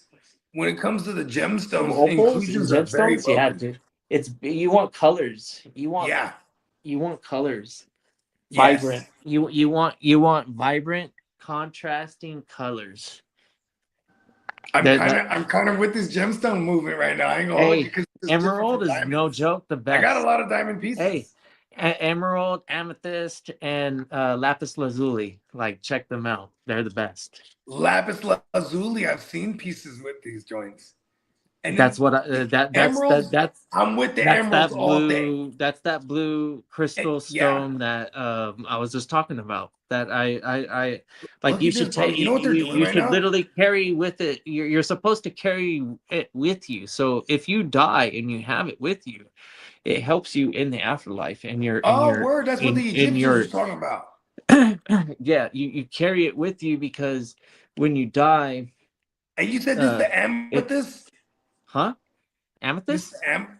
Amethyst?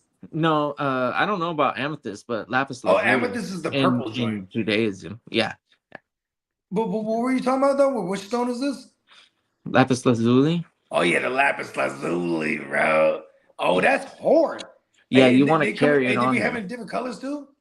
No, it's gonna be blue, like a royal blue. It's only blue. It's a royal blue. Ooh, so it's a deep blue. It's like it probably gives it a lovely little purple hue.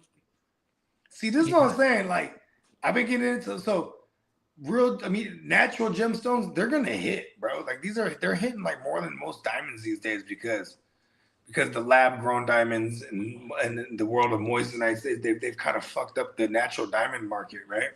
Make a long story longer. It helps. They're also it helps doing the men's market, right? Yeah. The boyfriend and husband's market. No, that's a fact. Yeah. Because it's the men who want to rock the diamond shit. Yeah, or buy gifts.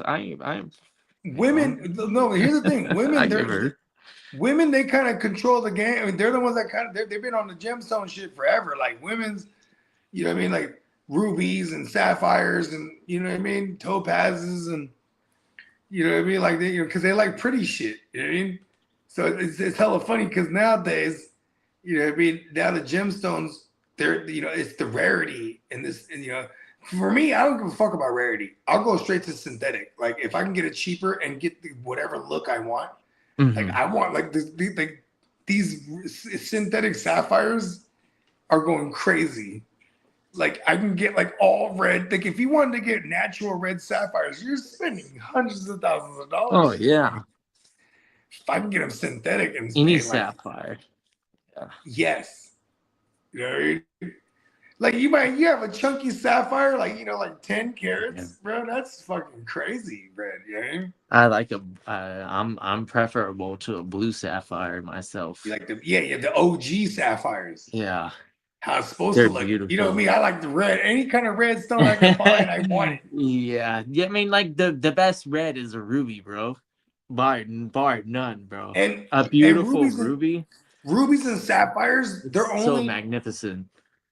Yeah, but see, here's the thing though, it's like rubies don't have that refracto like quality. You know what I mean? Like a ruby, it looks nice, but a sapphire, a red sapphire, that's gonna hit when the light hits it. Well, they have blood diamonds. Maybe that's what you want. Okay, you ready for this?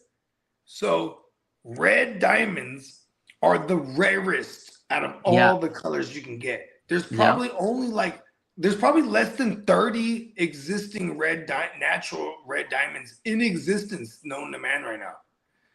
And when I say in existence, known to man, because there might be more, but they're not qualified to be considered, because the De Beers and the GIA globally, they control all the markets. So imagine if there might be other actual red diamonds in existence, but they're not registered. So the few that exist we're talking about, you're paying $1 million plus a carat. So if you have not even a carat, you're paying like $5 million a carat. So it's like if you have a 2 carat red diamond natural, you're talking about $10 million here on the starting. And most of the time they're auctioned. So like people bid on these joints. Look it up, bro. It's hella crazy. Because remember I have that black I have the black gold with all the black diamonds on it. Yeah. Right? At one point, remember I was telling you I wanted to get the class in red diamonds. Hey, the black gold is probably more rare than the black diamond. Well, it's not. It's not, because black gold, white gold, green gold, red gold, rose gold, all these things, they're manufactured this way. Oh. They're not natural. So like black gold, that's rhodium. They played it with black rhodium. So like if you see anyone with black gold underneath it, it's gold. Same thing with white gold. White gold, they'll mix it with platinum, silver, zinc to give it a little lighter tonality. But no matter what, they dip it after it's done in rhodium. Hella crazy. I didn't notice till recently because I got a bunch of white gold pieces made. And I was like, wow. I didn't know that. Like I thought it was like they mixed all the alloys and it comes out that way. Hey, when they scrap out computers and electronics and stuff, that's basically the gist of it too. They like melt everything down and then they can like extract the gold from the liquid. Facts. Trax NYC, you sent me this one joint. He had in his one of his manufacturer rooms, they removed the carpet, burnt the carpet, rolled it up. Yeah, that was crazy. Burnt that bitch up. Then all the ashes, they take all the ashes, then they put whatever solution to bring the gold back to fucking whatever form, and then all of a sudden he had a kilo of gold. It was like, what the fuck? This was just he had $70,000 of gold flakes in his carpet.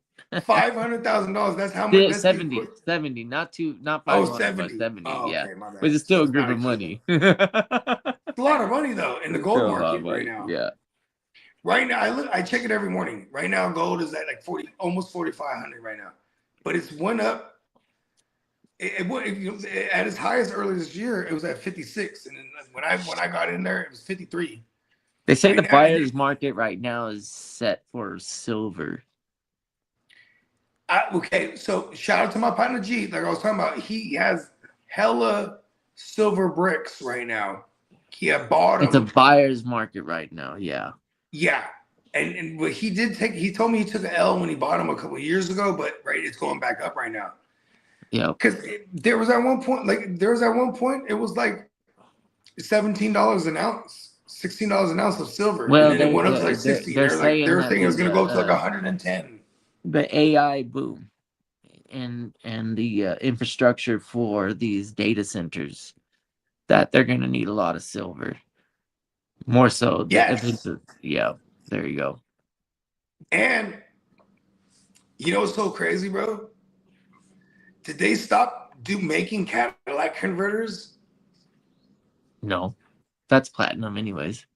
It's rhodium specifically, which is the platinum family. Okay. But because you're right. I would go listen, I would buy old Cadillacs and just grab it, or anywhere I could buy old Cadillac. Actually, people know they're on the game because you sell them joints, them scrapping for hella much. That metal is hella pricey because of it, not only for the car industry, but they for the jewelry industry, rhodium. That's how you make white gold. You know what they started doing? Rhodium dipping silver shit. Because then now it looks like you're rocking white gold over a cheaper metal. You know what I mean? My favorite white metal by far is platinum. That platinum silver shit I have- tarnishes. Maybe but rhodium is a protectant. Yes, it's one of the most anti-corrosive. Okay, there you go. That's why. Yeah. But also because you get the look of white gold. Like here's the thing. If you get a 10 karat white gold chain, it's going to look exactly the same as any 14 or 18, right? 18, actually, you'll get a little yellow hue because then that gold underneath that rhodium will still find its way, right? Mm. But if you have a 10 karat or a 14 karat, 14 karat, you're talking 58% gold. 10 karat, you're talking like 41%. So there's significant drops here, but at the same time, you're gonna get the same look if it's white gold because you're just gonna rhodium dip it. You know what I mean? That's how you get white gold. You know what I mean? Platinum is dope though. Platinum got a different kind of luster. You know what I mean? Kind of has like a blue hue. Like my platinum chain, I have a white gold piece hanging on it, and the white gold, it stands out from the platinum because it's like, it just looks so different. Like where the platinum stands out, I should say. You know what I mean? There's a different luster on it. But to the naked eye, regular, it all looks the same, right? White metals. Gold right now gold is the look right now because it's a status, right? Because gold is so expensive. You know what I mean? Like, you're a boss if you're rocking gold, like yellow gold right now. You know what I mean? I'm a white metal guy, so I don't give a fuck. But I do love the yellow gold look.